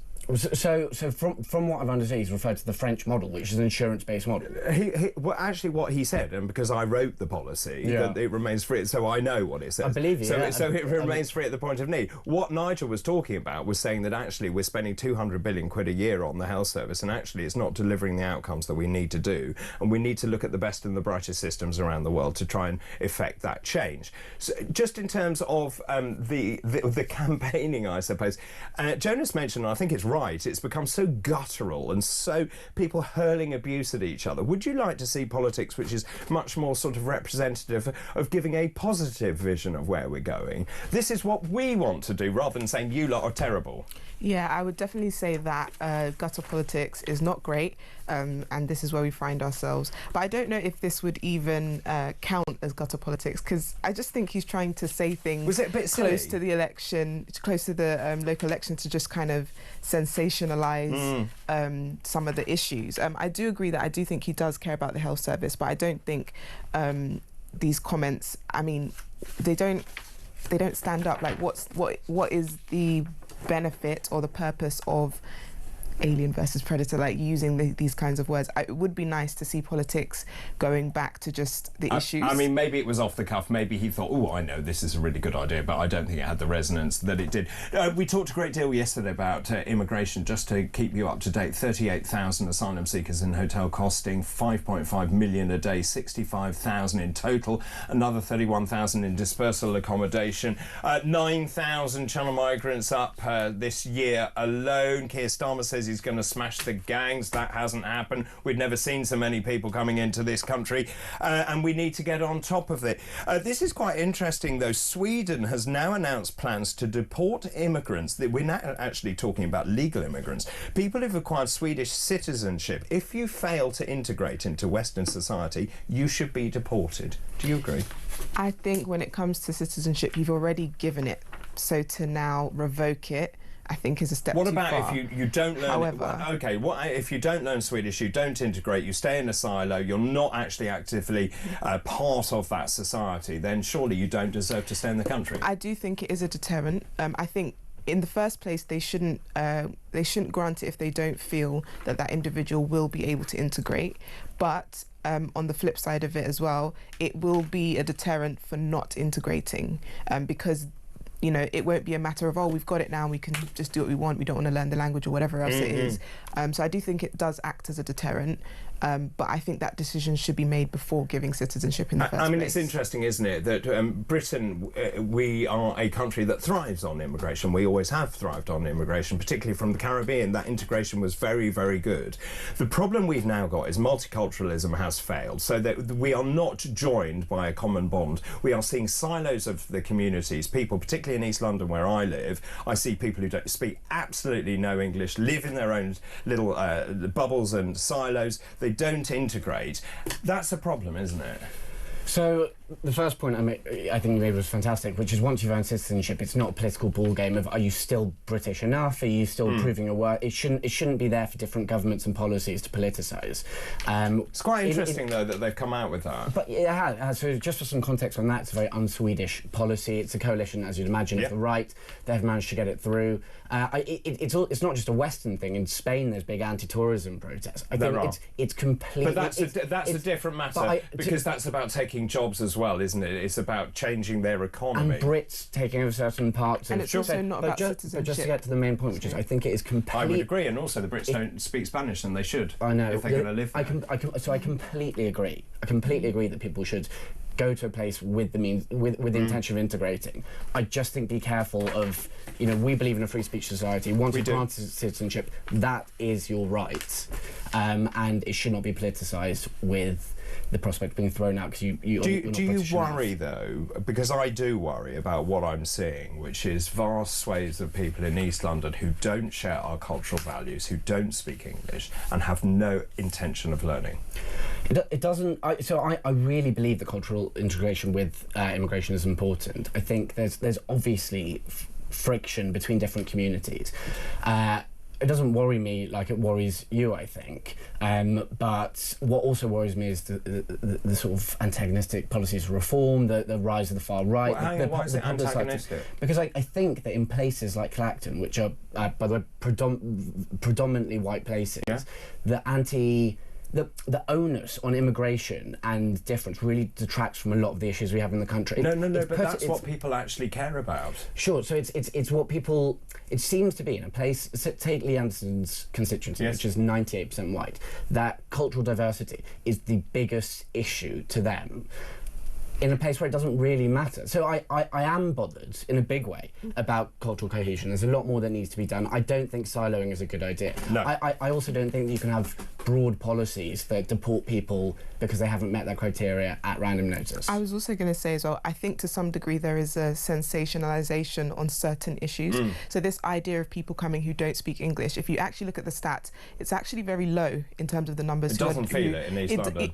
Yeah, fair enough, and there are probably areas where it feels more than it is, but I think we have to be really careful to not make out more of things like this when the percentages are really low. So why is immigration probably going to be number one or number two in terms of the policies that people care about when it comes to the general? No, yeah, because we know that we have an issue with it and we've not been able so far to stop the boats. However, within that, there are issues like how much, whether they can speak English or not, which I think we really have to do some myth busting around to make sure that people have the facts about what this mass immigration really is.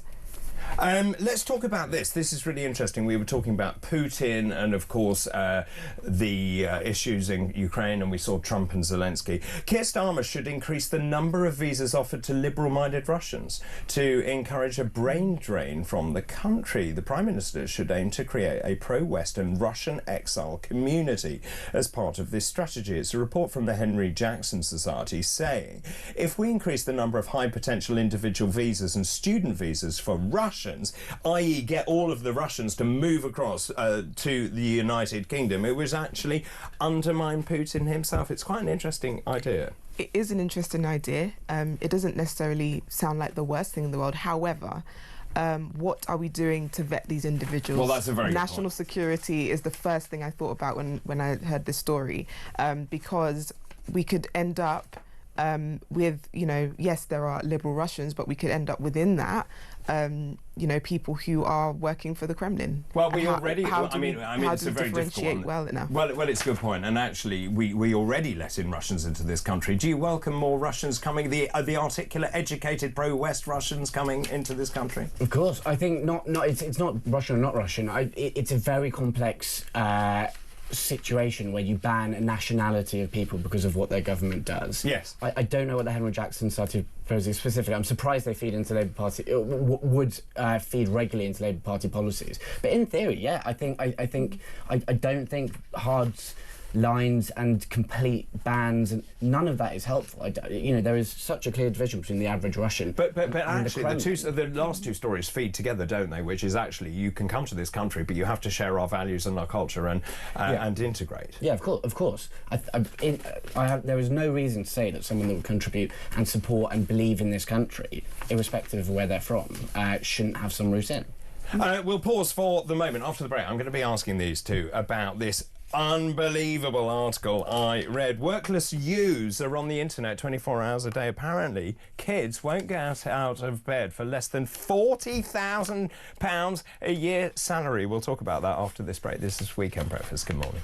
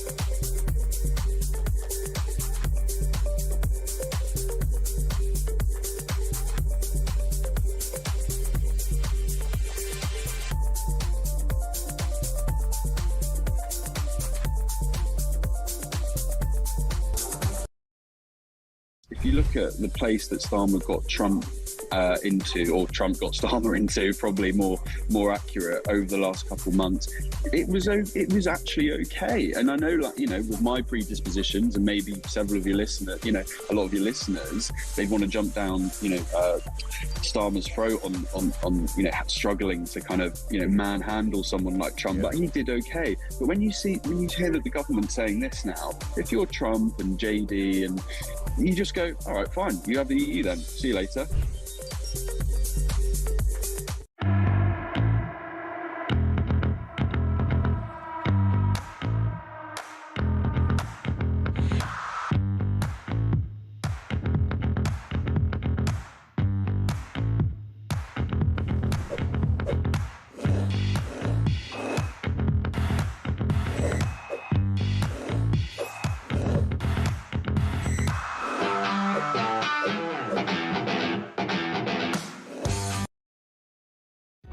Across the UK, on DAB+, on your smart speaker, on your smart TV, and on your side.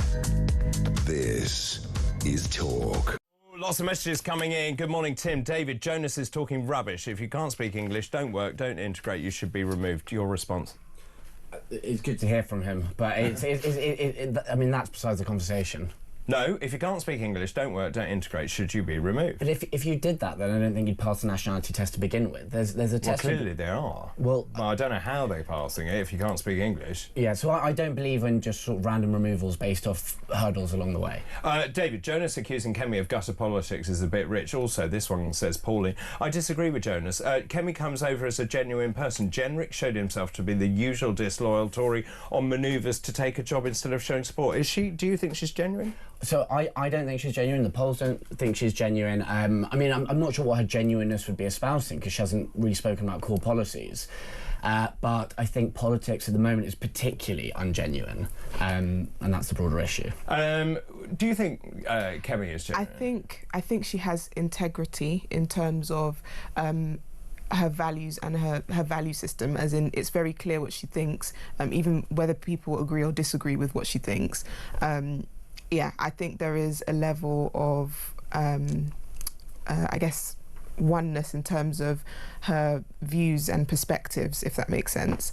But in terms of the policies that she supports and things like that, obviously when it comes to the Conservatives, she said in the very beginning that she wants to kind of figure out where we are. Yeah, but it's too late. It's too late. With that, also, but we live in their 24-hour news cycle. She needs to get out there on the front foot, doesn't she? I think she's trying to make sure that she doesn't. I guess she's trying to renew the Conservative Well, I know she is, but she's going to get narrative. removed in 5 minutes if she doesn't hurry up with it, because I can see people massing behind her. Anyway, David and panel, I lived in Spain for 15 years. I spoke Spanish. I fully integrated into the Spanish culture. I had and still have many Spanish friends. The majority don't speak any English. The thing about integrating in your adopted country is you have to want to integrate, and there lies the rub. Many of these people are living in the UK, do not speak English, do so because they have no interest in integrating into the UK. They will take the benefits, they'll take the healthcare. It's not shame on them, it's shame on us, actually, for allowing it. Thank you to the Cotswolds. This is David in the Cotswolds, formerly of Malaga Centro. This is a shocking article. Workless youths who are on the internet 24 hours a day won't get out of bed for a salary less than £40,000. This is according to evidence being submitted to the House of Lords. Now, Graham Cowley, who works with young people who are not in employment, education or training, these are so-called NEETs, said a colleague this week had told him that there were kids on the internet 24 hours a day and they don't want to work for anything less than 40 grand. Some of the people on the Lord's Social Mobility Policy Committee gasped in response, prompting Mr. Crowley to say, I know, I had that reaction. You may laugh, but that is the reality. This is what, because he was giving evidence, because there are, wait for this, 1 million 16 to 24-year-olds not working or studying. Would you get out of bed for under 40 grand? Well, look, we're both here for free this morning. Oh, so, yeah, good point. Don't tell people that. So case in point, or I'm happy to take the 40 grand for today as well. You'd be lucky. Yeah, well, we'll talk.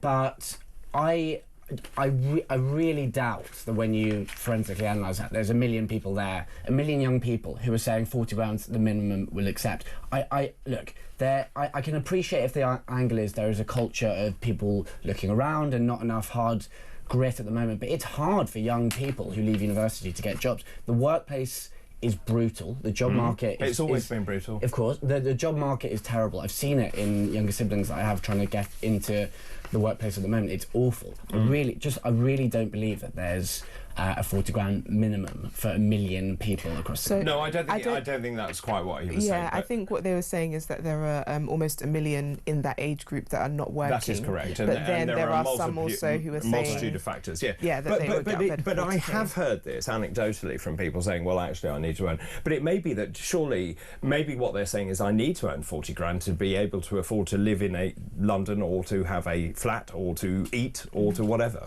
Yeah, I don't blame them, actually. I know people think, oh, 40k is a lot, but actually in this climate it's really not. Inflation has really eroded the way, the value of money, and so actually I don't Are young blame people lazy? them. I think that's where we're going. I don't think they're lazy. I think there are multiple factors that affect whether they're in work or not.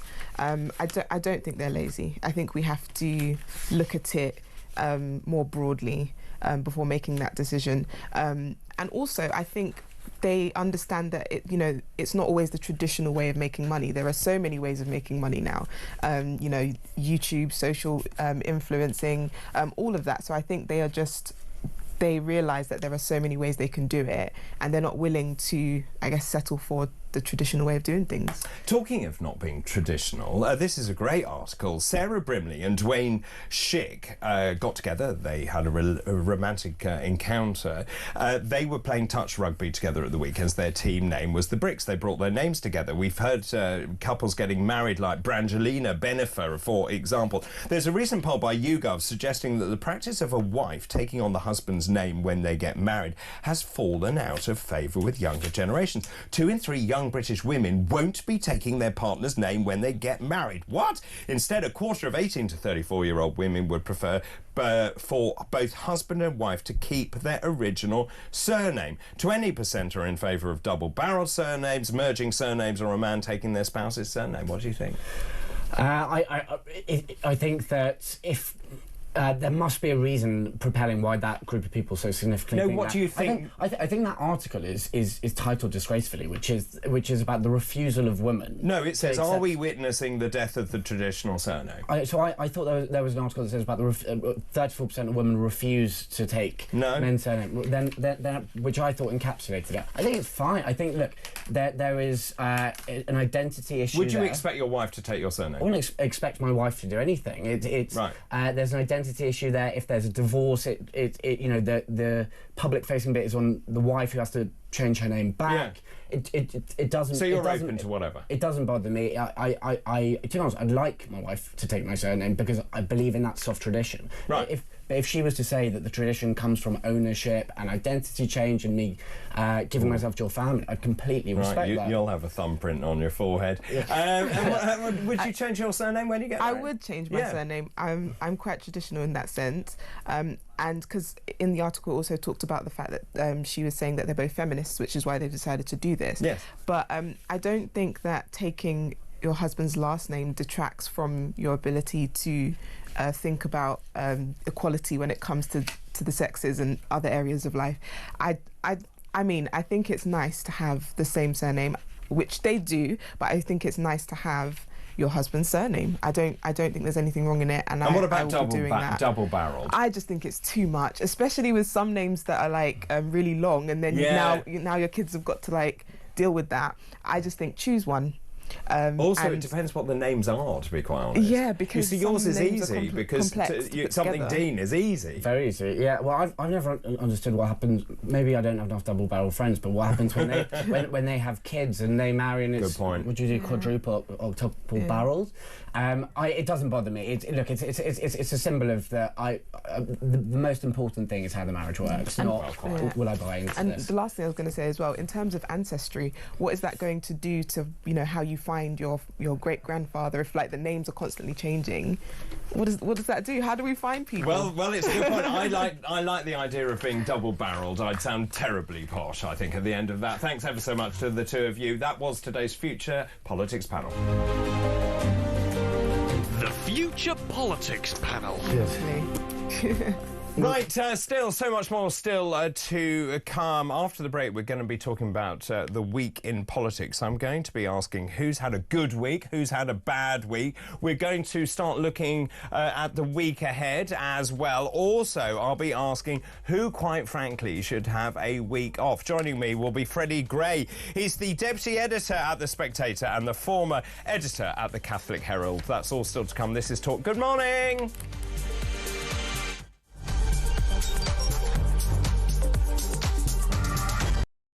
Good evening and welcome to Plank of the Week, the one show where you do not have to be worried about judgmental people because we'll do all the judging for you. Let's just have a look at how Humsey Useless is now spending his time. Here goes your career, mate. Over there a bit is over towards where all the migrants come in. He's jumping there. There he goes. He goes over the bar. Hello, and lady. Unfortunately, it catches on his Johnson. If he's plank of the week, he's got a sizable plank. That's a whole different show. Plank of the Week, Fridays at 7 on Talk.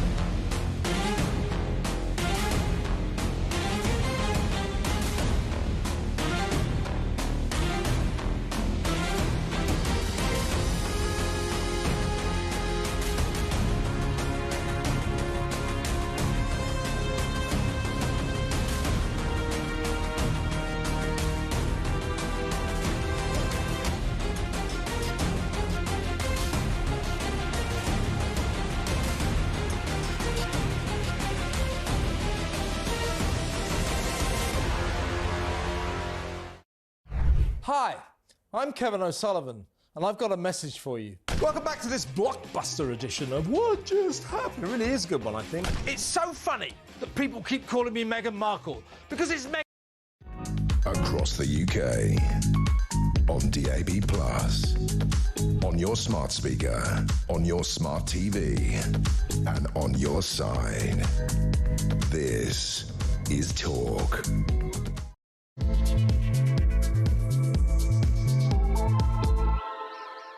A very good morning to you, just after 9 o'clock already on Sunday, April the 27th. If you've just joined us, where have you been? Great news this morning if you aren't waking up. It's National Little Pampered Dog Day. It's a day to celebrate dog owners who give their dogs exceptional care and treat their dogs like a god.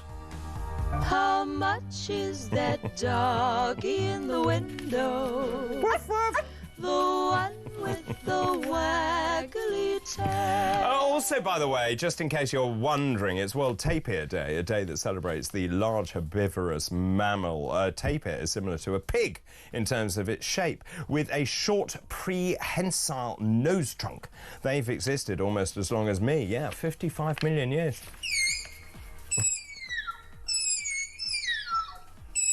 That apparently is the noise of a tapir. It's the London Marathon today. Good luck. Gosh, that starts very soon indeed. The London Marathon. Over 56,000 people are running in the world's largest one-day fundraising event. And since 1981, it's raised a staggering £1.3 billion for charity. Keep on running. Keep on hiding. Well, very good luck to you if you are taking part in the London Marathon. We'll talk a little more about that later on. But now let's move to the final hour's fascinating facts.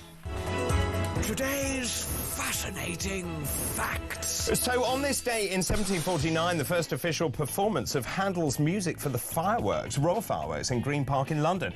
It actually finished early due to the outbreak of fire, but Handel, well, he stuck to his conducting and the audience ran for their lives.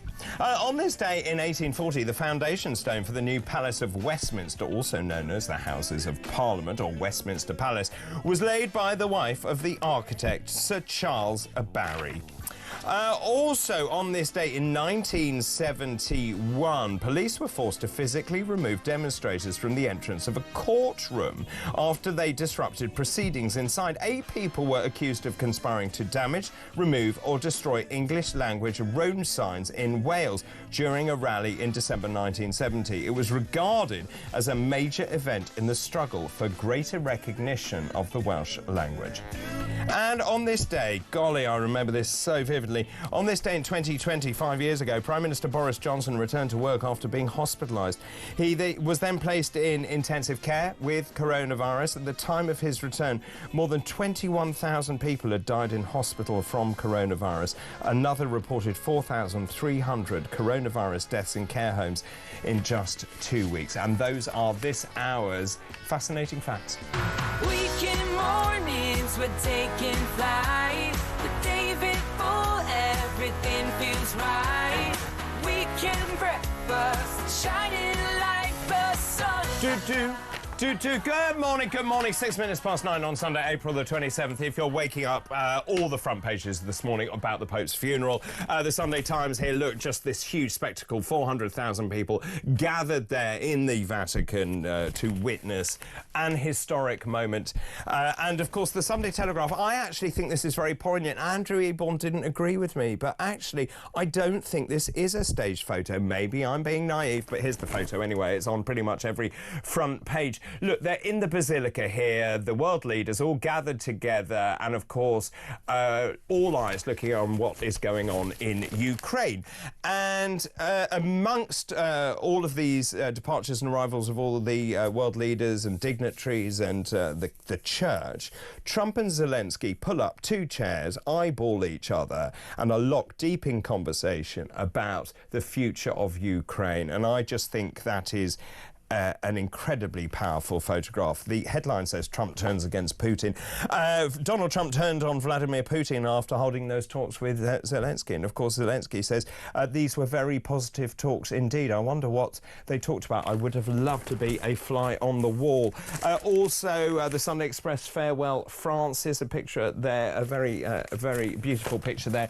And the Sun has hedged its bets. It's got both of those pictures. It's got the coffin there of Pope Francis and also the meeting with Trump and Zelensky.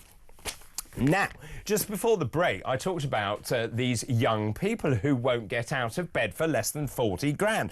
Workless youths are on the internet 24 hours a day and won't get out of bed for a salary of less than 40 grand. This is what the Lords were told. Graham Cowley, who works with young people who are not in employment, education or training, these are so-called NEETs, told the Lords Social Mobility Policy Committee, saying that they won't get out of bed for anything less than 40 grand. And people on the committee gasped in response. And Cowley said, I know, I had that reaction. So did I when I read this article. Well, so have you. So many of you are getting in touch. David, you were talking about youngsters not wanting to work for under 40k. What are they living in now? I want some of it. I've been self-employed for 20 years, riding around on a mower at the moment, enjoying the sunshine. Let's take the benefits off these youngsters and reward effort and create a better Britain. Well said. That's Kev Mears in Shropshire. Good luck cutting the grass as well. Beautiful day for it. Lots of other messages. David, this is Stephen Cumbria. Good morning to you. Good morning, David. Re not getting out of bed for less than 40 grand. 40k minus tax and stamp, say 25,000 or 30,000 take home. We're a low-wage economy. I don't blame the kids. Graham says, David, 40k to get out of bed. The question is, who is providing the bed and the room and the heating and the rates and the electricity and the food? If the parents are doing that, then shame on them. If the state is doing that, then shame on us. David, Tony in Manchester, good morning. I was made redundant last year and it's taken me 40 years of working to get to £40,000 wage. I now have a job that pays £24,000 a year because that's all I could get. Because the young have been told they're the best and they're perfect and they're stars, they think they're owed a living. I agree, this one says from John. They are not lazy. They're downright bone idle. Where are the parents? Where are the parents to put a boot up their backsides and tell them to get a job? 40 grand to get before they get out of bed, try living on a state pension. That's David Dorsey. I'm glad you agree with me because I also was very shocked by that. So keep your messages coming in, please, about all of the subjects that we're discussing this morning. Also, I'm asking about the elections, which of course are coming up on Thursday. All to play for. It will be interesting to see what the turnout is. If the Tories do lose big, and there's lots of talk about them losing control of 19 councils. If they do, then is Kemi's future in danger? Also, how do you rate her as the leader of the Conservative Party? 0344 499 1000. Text the word talk in your message to 87222. You can also message us on X as well at talkTV. Now, it's time for A Week in Politics. This is the section where I ask someone terribly clever some very simple questions. The week in politics. Who has had a good week? Who's had a bad week? What does the week ahead look like? And also, quite frankly, who should have a week off? And joining me this morning, Freddie Gray, Deputy Editor at The Spectator, and he was also former editor at The Catholic Herald. Good morning, Freddie. Good morning, David. I'm not feeling terribly clever at all this morning. Aren't you? Oh, you're always clever. We'll see about that. We will indeed. Lots going on. Can I just ask you first, if I may? I had a bit of a discussion with Andrew Eborn earlier about this picture of Trump and Zelensky. Do you think that picture was faked? Was it actually a setup? Or was it actually two people who happened to find themselves in a religious setting where possibly they just grabbed some chairs, sat down and talked eyeball to eyeball? I think it was staged to a degree, but that doesn't take away the sheer power of it. I mean, clearly it was arranged that they would sit there. You can see the people there moving the chairs. But I don't think that makes it a non-impressive photograph. It's an extraordinary photograph. And given that it is Trump's 100 days coming up next week and on Wednesday, and he wants to mark that occasion by making a breakthrough peace deal over Ukraine, it could end up being a very, very important photograph. At the same time, there's everything to play for because he might just walk away. That's what the Trump administration have been saying. They've been saying, if we can't get them to agree, we're just going to walk away. It's not our fight. And that would be terrible for the world. And it would probably mean that Russia ends up winning the war against Ukraine. But you see, the thing is, when you look at the detail of that peace deal, that essentially Russia keeps pretty much everything that it has illegally invaded. Ukraine keeps everything north of the Dnipro River. America gains by having a minerals deal. And then, of course, it gets the Zaporizhzhia power station. I mean, what's in it for Ukraine? Well, as Mark Galeotti says, I think in the Times today, it's a terrible deal for Ukraine, but Ukraine has to take it. Because it's not in a winning position. And I think where people get muddled is they confuse peace with justice. And unfortunately, in a lot of conflicts, there is no justice in peace because war is a terrible thing. It should never have happened. Putin is the bad guy here. But he has effectively, he's in a winning position, if not has already won. It was interesting. I spoke to Keir Giles earlier, Chatham House senior fellow for the Russian Eurasia programme. I said to him, do you think that Zelensky will sign that deal? And he said no.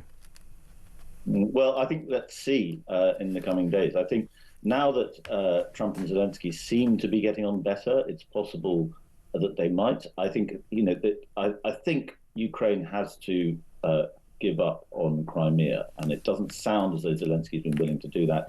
That might change in the coming days. I think Steve Witkoff, who's been Trump's ambassador, he's meant to be his envoy for the Middle East, but he's been doing the Russia talks too.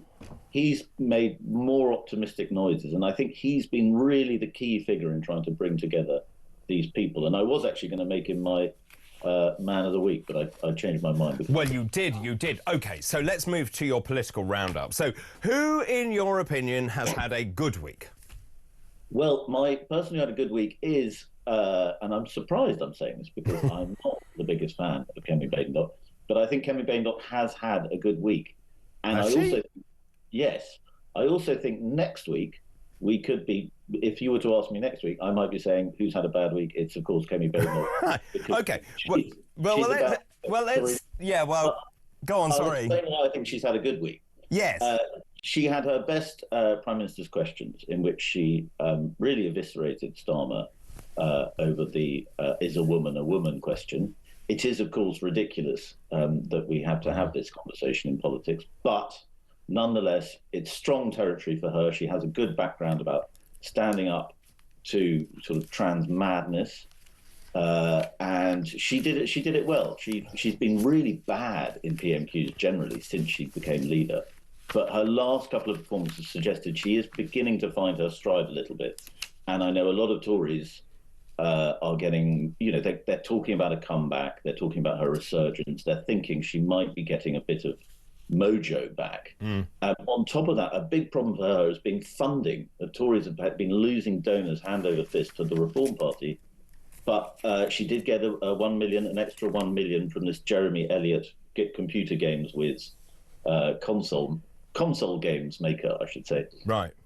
And so that has helped her a little bit. And I think actually the talk from Robert Jenrick about a pact with the Reform Party hasn't helped him, and he in many ways is her biggest internal rival, and I think he's had a bad week, which I'm probably giving away my second answer here. Well, I think you are. I think that the two are related because they are at loggerheads, and I think at the moment it might be just clever media management from the Tories going into next week's election, but I do think that Kemi's had her best week as leader so far. I agree about the PMQs. I thought she was much better. Why hasn't she been sort of at that standard until now? She's not very good, is the answer. OK. I used to work with Kemi. She's not very good at thinking on her feet. She's very impressive in lots of ways, but I think sort of live debate actually isn't one of her fortes. She's good at set pieces, media set pieces. She's good at sounding tough in certain interviews. But when it comes to a kind of intellectual back and forth, I think Starmer is, well, he's not actually great. He's a barrister's brain. He can think around her quite easily. And so far, she hasn't been good. It might be that she has just been pretty nervous at it and is getting better, and that's what some Tories hope. And just in terms of that, so obviously we have the local general and we've got a by-election coming up on Thursday. There is talk of the Conservatives losing control of 19 councils, the ones that they actually currently control. What does that do to her prospects if that does happen? Well, I think, again, expectations management. I think the Tories are aware that they're going to do badly. If they do really disastrously on Thursday and Reform do especially well, I do think there will be talk of a leadership challenge, and I think the obvious candidate there is Robert Jenrick. But I suspect they will do badly, but not quite as catastrophically as some people think, and it will be spun as the Tories are rebuilding. They are back on the march. I think it will be a fake spin. But I think that'll be what will happen. And can I ask you, just in terms of turnout, it's just a game I've been playing all morning, just turnout for local elections notoriously low, always low, about 30% or thereabouts. What do you think it will be for this one? Do you think it will be higher? I think a little higher, yeah, because of the level of disgruntlement and the enthusiasm for reform. I think that there is genuine grassroots rage, not just at the Tories, but also at Labour and the entire political class. And I think it is finding its way into expressing itself through the ballot, even in local elections and elections that most people don't pay any attention to. Well, quite. It'll be absolutely fascinating to see what happens. Now, who should we keep an eye on this week? I think keep an eye on. Are we doing bad one or keep an eye on? Well, I thought you'd done your bad one. All right, then bad one. But you mentioned Jenrick had a bad week. Anything my bad one. There right. we go. Jenrick's my bad one. Could be. The person to keep an eye on this week, I think this is an interesting one. I think it should be Cardinal Kevin Farrell, who is Camerlengo, which means Chamberlain, but he is also playing the role of Dean of the College of Cardinals next week, because the actual Dean of the College of Cardinals, Cardinal Ray, is 91 and too old. Right. And if anyone's watched the film Conclave, as I'm sure a lot of listeners... So I started it last night. Yeah. Well, that's the Ray Fiennes character. He's the Dean of the College of Cardinals, but so he's managing the conclave. And this is a very, very important role. He's the newspapers are calling him acting manager or interim manager. That's not quite the right term. But he is in some ways he's the most important person in the Catholic Church, which is of course a body of 1.4 billion souls. And he will have a lot of influence over the conclave, and he's quite a controversial figure. He's Irish. He has been accused of covering up sexual abuse in the church. Those are allegations that are very contentious, it should be said, but he's quite hated in some parts of the church, and yet he is the one who's going to be directing this huge event, which will begin in 9 days. And I think it'll be very interesting. We probably won't find out how his week's gone for a long time, but I think in the weeks and months to come, we might find out more about what that cardinal was doing. And who do you think is going to be Pope? Oh, I don't know. I once wrote an article for the Racing Post when I was working at the Catholic Herald. And I loved it because the front page said, "Our pucker papal pundit picks the perfect Pope pun." And I got it completely wrong. I said Ratzinger, who then turned out to be Pope Benedict XVI, I said he shouldn't be the favourite. He's got too many opponents. Don't put your money on him. And then it was the shortest conclave in history, and he came out as Pope. So I found a site called PopeBet, and I have actually bet on the next Pope, but whether I get it right. I went for Tegel. Yeah, that's who I like, because I think the Philippines has such a strong Catholic community. So much that part of the world is where Catholicism is really thriving and has not really been acknowledged in the Vatican. I think that would be a great appointment. My bet against that is that you get more of a safe pair of hands Vatican manager, someone who is close to Francis. Of course, Francis did appoint I think it's about 80% of the cardinals in that. That's right. So that there is that will be a strong faction in his favour. I don't, however, think that means you get what they're calling a Francis II. I think because he has been quite a controversial pope, the church is in crisis on many fronts. I think you might get somebody who sort of seemed to be a bit more of a stable figure, possibly more conservative, if not a traditionalist. And certainly the feedback we've had from viewers and listeners has been they want to see someone who is more traditional, more conservative.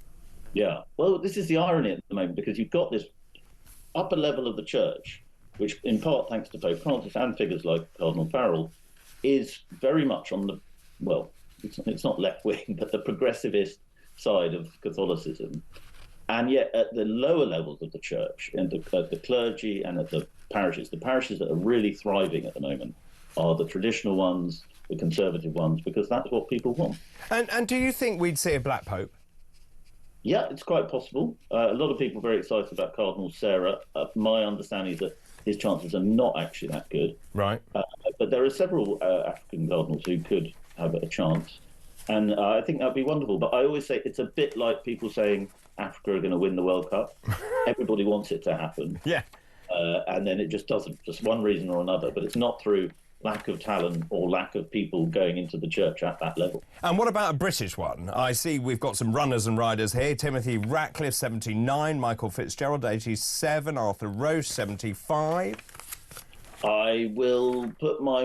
Oh, and Vincent Nichols, sorry, 79 as well. There's another one. Vincent Nichols, yeah. I will put my money on the line here and say there will not be a British Pope. No. Sadly. I hope I'm wrong. I hope I'm wrong, but I don't think there will. Fine. And then finally, who do you think should have a week off? Who should have a week off? I think I'm going to choose J.D. Vance, who, again, I'm a fan of, actually. I like J.D. Vance. I think he's a very interesting guy and a very powerful speaker.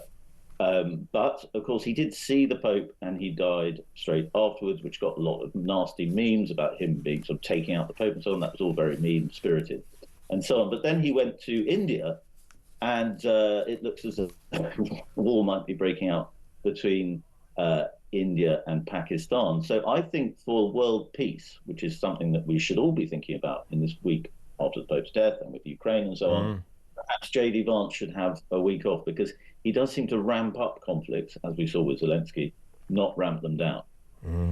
Very wise words indeed. Really good to talk to you, Freddie. Thanks ever so much for your time. That's Freddie Gray, their deputy editor at The Spectator. He was also the former editor at the Catholic Herald. Lots of messages coming in. Good morning, Doc. Can I just please put out their massive respect, love and luck to the fathers of the Southport Angels who are running the marathon today in London. That is Karen in Taunton. Thank you very much for that.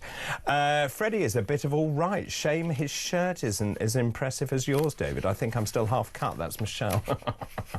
Well done, Michelle. Nice innings. David, please, more Freddie Gray. His commentary and analysis is always spot on. That's Nicola in Norfolk. Freddie's got a bit of a fan club going on here. Good morning, David. There needs to be more opportunities for apprenticeships for young people that can lead into higher paying and skilled careers, like tradesmen, fabricators and so on. We need to be training our youngsters, but there are hardly any opportunities for them now. There are too many barriers. Absolutely right. Also, David, I have to get out of bed for less than 30k to screen cervical smears. 20 years in the NHS. I'm the stupid one. The whole thing makes my blood boil. This is based on the fact that young people don't want to get out of bed for less than 40 grand a year, which I found absolutely staggering. And David, they will get out of bed when their benefits stop. Let me tell you, they should get 3 job offers. Now, if you refuse all 3, then stop benefits immediately. I despair of this generation. David, I live in Switzerland, and to get a work permit, you have to prove a base level of language proficiency. We were talking about integration into this country. As for getting a passport, you have to be at least a B1 level, which is a mid-level grasp of the language. I like it.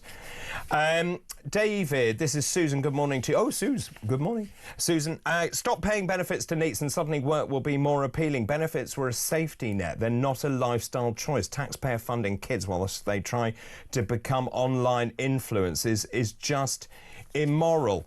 I've had a couple about this as well. Good morning. Hundreds of thousands of people turning out in Ireland to demonstrate against the Irish government and the immigration crisis there. Why is there nothing on any news sites? Granted, it is in Ireland, but this is huge. I agree, it is huge, actually. We can talk about that in a minute, if you like.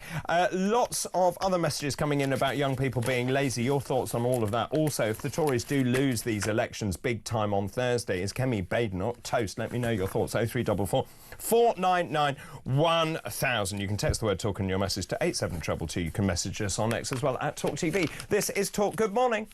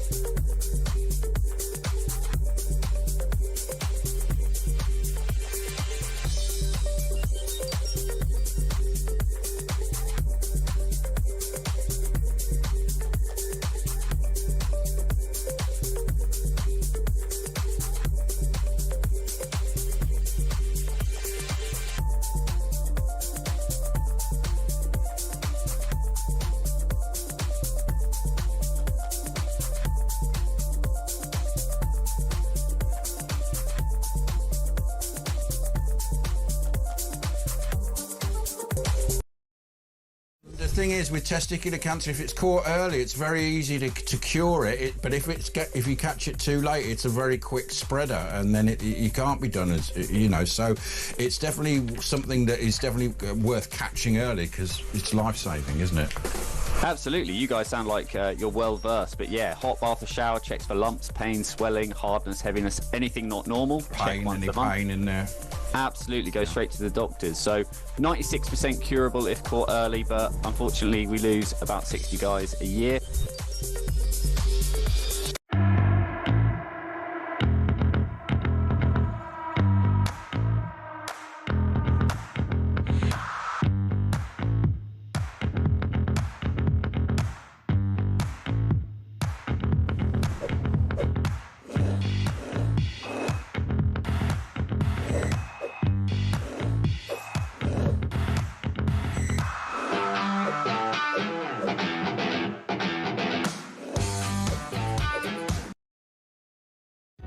Across the UK, on DAB+, on your smart speaker, on your smart TV, and on your side. This is Talk. Welcome back. This is Talk 9:30. I want to bring you more information about the thousands of people participating in Dublin in anti-immigration protests and counter-demonstrations. So thousands of people participated in an anti-immigration protest in Dublin city centre. This is yesterday. This is after Conor McGregor posted on social media in support of the march. There was a heightened police presence in the Irish capital for the protest and the counter-demonstration. There were public order units there, mounted guardi, also there as well, hundreds of people waving the Irish tricolour flag. Now, it was made up of disparate groups. It was generally organised against the sitting Irish government and its policies on immigration. In particular, participants were holding up signs with slogans including Irish Lives Matter, Ireland is full. Shouts and chants heard during the protest included Get Them Out and Ireland for the Irish. Fascinating to see how immigration is impacting all countries across Europe. Lots of messages coming in. Good morning, Louise. David, I'm loving the show this weekend. Keep up the common sense. Thanks very much for that. I've got more messages about the protest taking place in Dublin as well. If you have a story on that, let us know, please. Keep all of those messages coming in. Now, though, it's time for Whippet's World Roundup.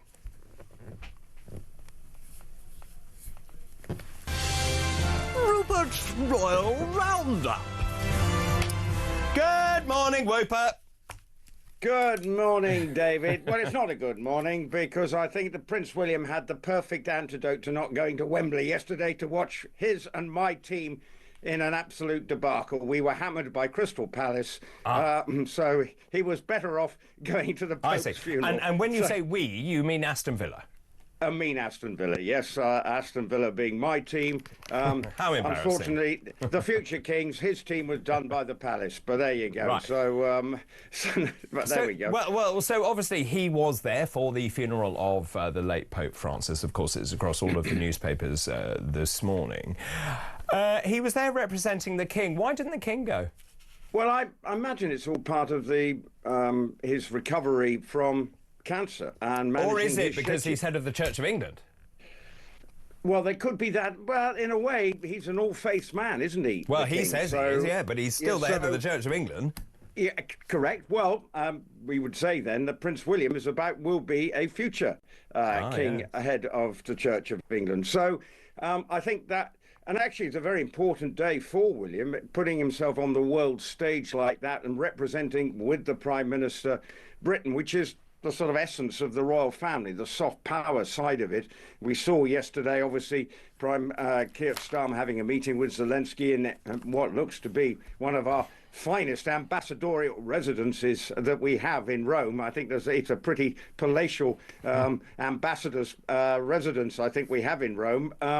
But I think more importantly that for Prince William to be there does show that, you know, in a way he's got to get out there and be the modern face of the monarchy, meet the the political leaders and offer that soft power while the Prime Minister, whoever it is of the country, represents us on the foreign stage. So I think it was an important day for him to be seen there. The King bearing in mind the King had met Pope Francis barely, 3 or 4 weeks ago, I think it was, for a brief moment with him.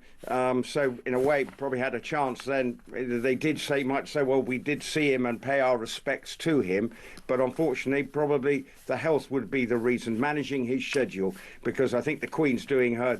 And bearing in mind, we've also got a busy time coming up with the VE celebrations and all that coming up a week tomorrow. That's a busy week of VE celebrations that the King and Queen will be very much centre of. Yes, now I just want to go back to Prince William because you're ex-forces, so you believe in sartorial elegance and standards. Yes? Well, yes, but sorry if I've let you down this morning. That's not where I was going, actually. What I want to know is, it said dark suits. Why was William in a blue suit? Well, how dark was it? I'm in a blue suit. Well, I'm sure it would have been given the green light, but maybe more of a younger feel than sort of perhaps. Do you know who else was in a blue suit? Donald Trump. Well, he had to put away the red tie for the first time, I think. And actually, you know, looking from the importance of that occasion yesterday was hugely significant, not only for William, but actually I thought that photograph of Zelensky and Donald Trump was one of the most powerful modern-day images. The power of a photograph. But for Donald Trump and William and all the dignitaries there, it shows the impact the Pope had on so many people during his time as the pontiff, and I think that's why so many people wanted to be there, including the President of America. Yes, I'm just watching those pictures. I find it hilarious that Macron tried to gate crash the meeting with Trump and Zelensky and then was ushered away. But anyway, just in terms of that VE Day, of course, a really important day we haven't spoken much about. I was reading about a reception that's going to be held at Buckingham Palace on a week tomorrow.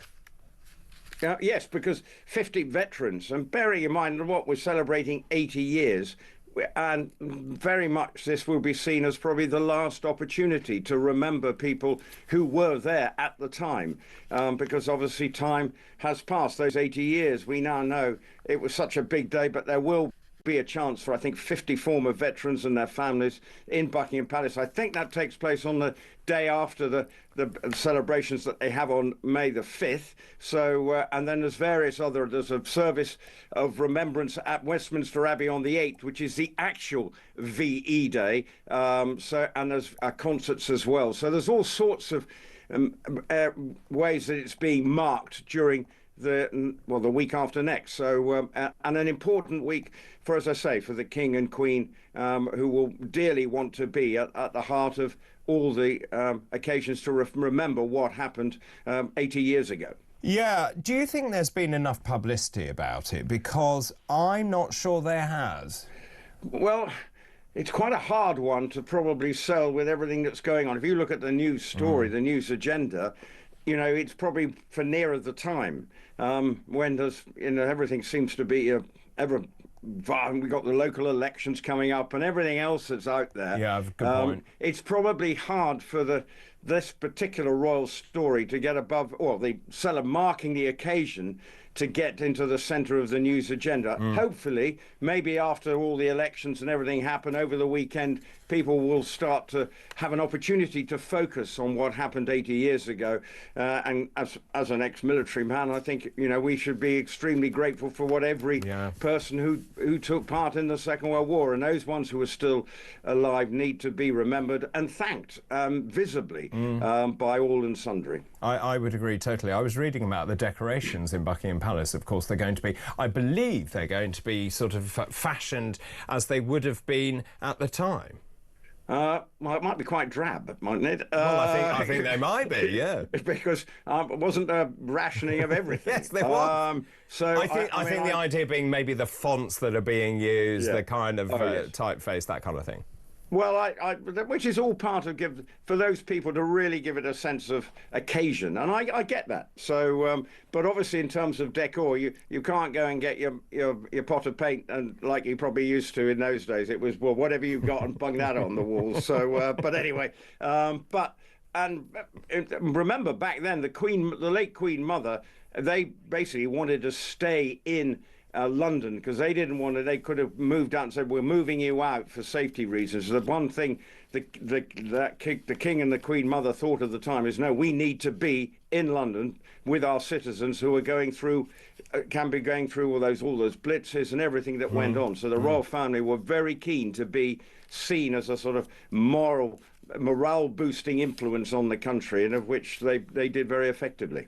Yeah. Rupert, we have to pause and take a break. Can you stay with us over the break? I can. I'll just avoid reading about Aston Villa for about 5 minutes as I try. It's been a nice diversion talking to you, David. Oh, that's what you say every week. Rupert will be back after this break. Don't go anywhere. This is Weekend Breakfast.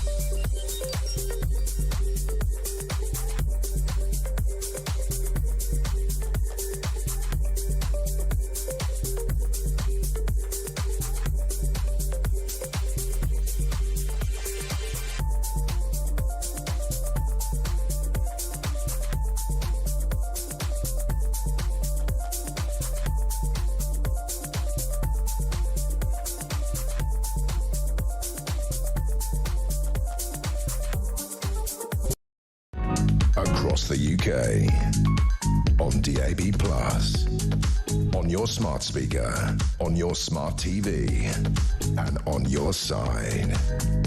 This is Talk. Right, we're in the middle of Rupert Roundup with Rupert Bell. Good morning, Rupert, again. Well, so nice to speak to you again, David. Yes, happy days. Happy days always. Now, let's talk about something that happened this week. Virginia Giuffre, of course, the sad death of Virginia Giuffre. I did talk about it, was it yesterday? But it was yesterday. Your thoughts? Well, it's desperately sad that her life has ended in this fashion. It's obviously been a troubled life. Now, we obviously, with the centre of all the allegations that never proved with Prince Andrew, and it just throws the spotlight. Now, what the circumstances, we never know, but clearly there was a lot going on in Australia, broken up marriage and all that stuff that was going on around that. What impact will it have for the Prince Andrew going forward? Well, it just, once again, sort of throws an uncomfortable spotlight on him, even though he always protested his absolute innocence. In the photograph that we saw, he always maintained that it had been photoshopped and that he, and all the sort of stories around it. Yet they still deemed it necessary to pay a substantial sum of money to keep it out of court, or civil liberties court. So it is an interesting one. What does this mean going forward for the Duke of York? Well, he's still at the heart of sort of uncomfortable allegations, not only with Chinese business people who have alleged to be spies and all sorts of things going on. So his life is still in a flux, but there's no way back. But obviously it does put the focus once again on her. We'll never know now the true story, perhaps, and people are coming to her defense and saying she was brave to come forward, and it obviously left a mark on her. But again, I'm not privy to all the details, but it's just a reflection of the sadness of the whole saga around what went on with Jeffrey Epstein and Ghislaine Maxwell and Prince Andrew being involved in some way. To what extent, as he always says, I protest my innocence, his association of friends has always been his undoing. Let's move on to my favourite character, as you know, Meghan Markle. You know how much I love Meghan. Now, this is an extraordinary headline in the Daily Mail. Meghan Markle's Netflix reluctance is revealed. The Duchess of Sussex says her love of jam making was not something she wanted to share on the streaming giant after her show bombs. Methinks she does protest too much. Methinks too. But she keeps looking for a way out, an excuse. So she's almost, by what she's saying, if this is Netflix came to me having seen my jam that I'd sent out 16 jars of homemade jam and thought, well, this is the basis for a series. I have to say, she spoke at this Time 100 event, and there's a lot of stuff in there that you think, suddenly we see pictures of a toothless Louis this week. Well, we get mentioned from Meghan the back that she needs to rush home because Archie's about to lose a tooth. It all seems, I can never work out what she's saying. That where does the sort of recollections vary type statements disappear? She must have been working on this project with Netflix, who are partners with her. She's even saying that she didn't even like the name American Riviera Orchard, describing it as word salad. Well, she was the one who brought it out there and suggested it. 100%. And then now we're hearing, well, actually, she never really wanted it, and as ever, As Ever, if I'm not mistaken, has had its own copyright issues. So I do at times have to take some things, what she says, with a pinch of salt. Is it fair to say that everything she touches is pretty, it disappears down the toilet? Well, her podcast is hardly, that again just seems to be a weekly news line from her about what she's done before, rather than about the guests. And if you're led to believe, if someone may have been trying to spill the beans and saying that a lot of A-lists were rung, but they ran a mile from being involved in. And what we've now just had her stylist on these female empowering business people who are very successful. Well, all it turns out to be is Meghan just talking and with people peering to sort of nod in agreement with whatever she says. So, and it's not doing particularly well by all accounts. Well, if you listen to it, you can hear why. Because the podcast game is a competitive one. Yeah. And you've got to have something to say and sound genuine when you're saying it. Yeah, I mean, it'll be interesting, actually, to see whether she goes quietly, fades into oblivion, or whether she comes up with another crackpot scheme. She wants to make money. She's ambitious, and you can't fault that. I tell you what, know? she could get a job, Rupert. Well, she says she's got a job, and she's earning money off commission from some of the items on this Shop Me website. Well, so I'm not surprised if... Hang on a minute, if the honey's 22 quid, I'm not surprised. Well, yeah, exactly. But how good is the honey? You know, it's Rubbish. interesting. You know, is she a beekeeper? No. Again, you see, all these things are... it smacks of desperation at times. And now she's, of course, had this opportunity in New York this week to put a case. But actually, suddenly she said she loves putting flour sprinkles on scrambled eggs. Well... that's new. I mean, do you do that, David? When you go home and you have your brunch after your hard work this morning, you go home and brunch and you whip up a scrambled egg. Have you got your flour sprinkles at the ready, David? I've run out, Rupert. Oh, gosh. Yeah, well, it's a very sad day. Yeah, sad day for us all. That David's. Please send some flour sprinkles to David for his brunch this morning.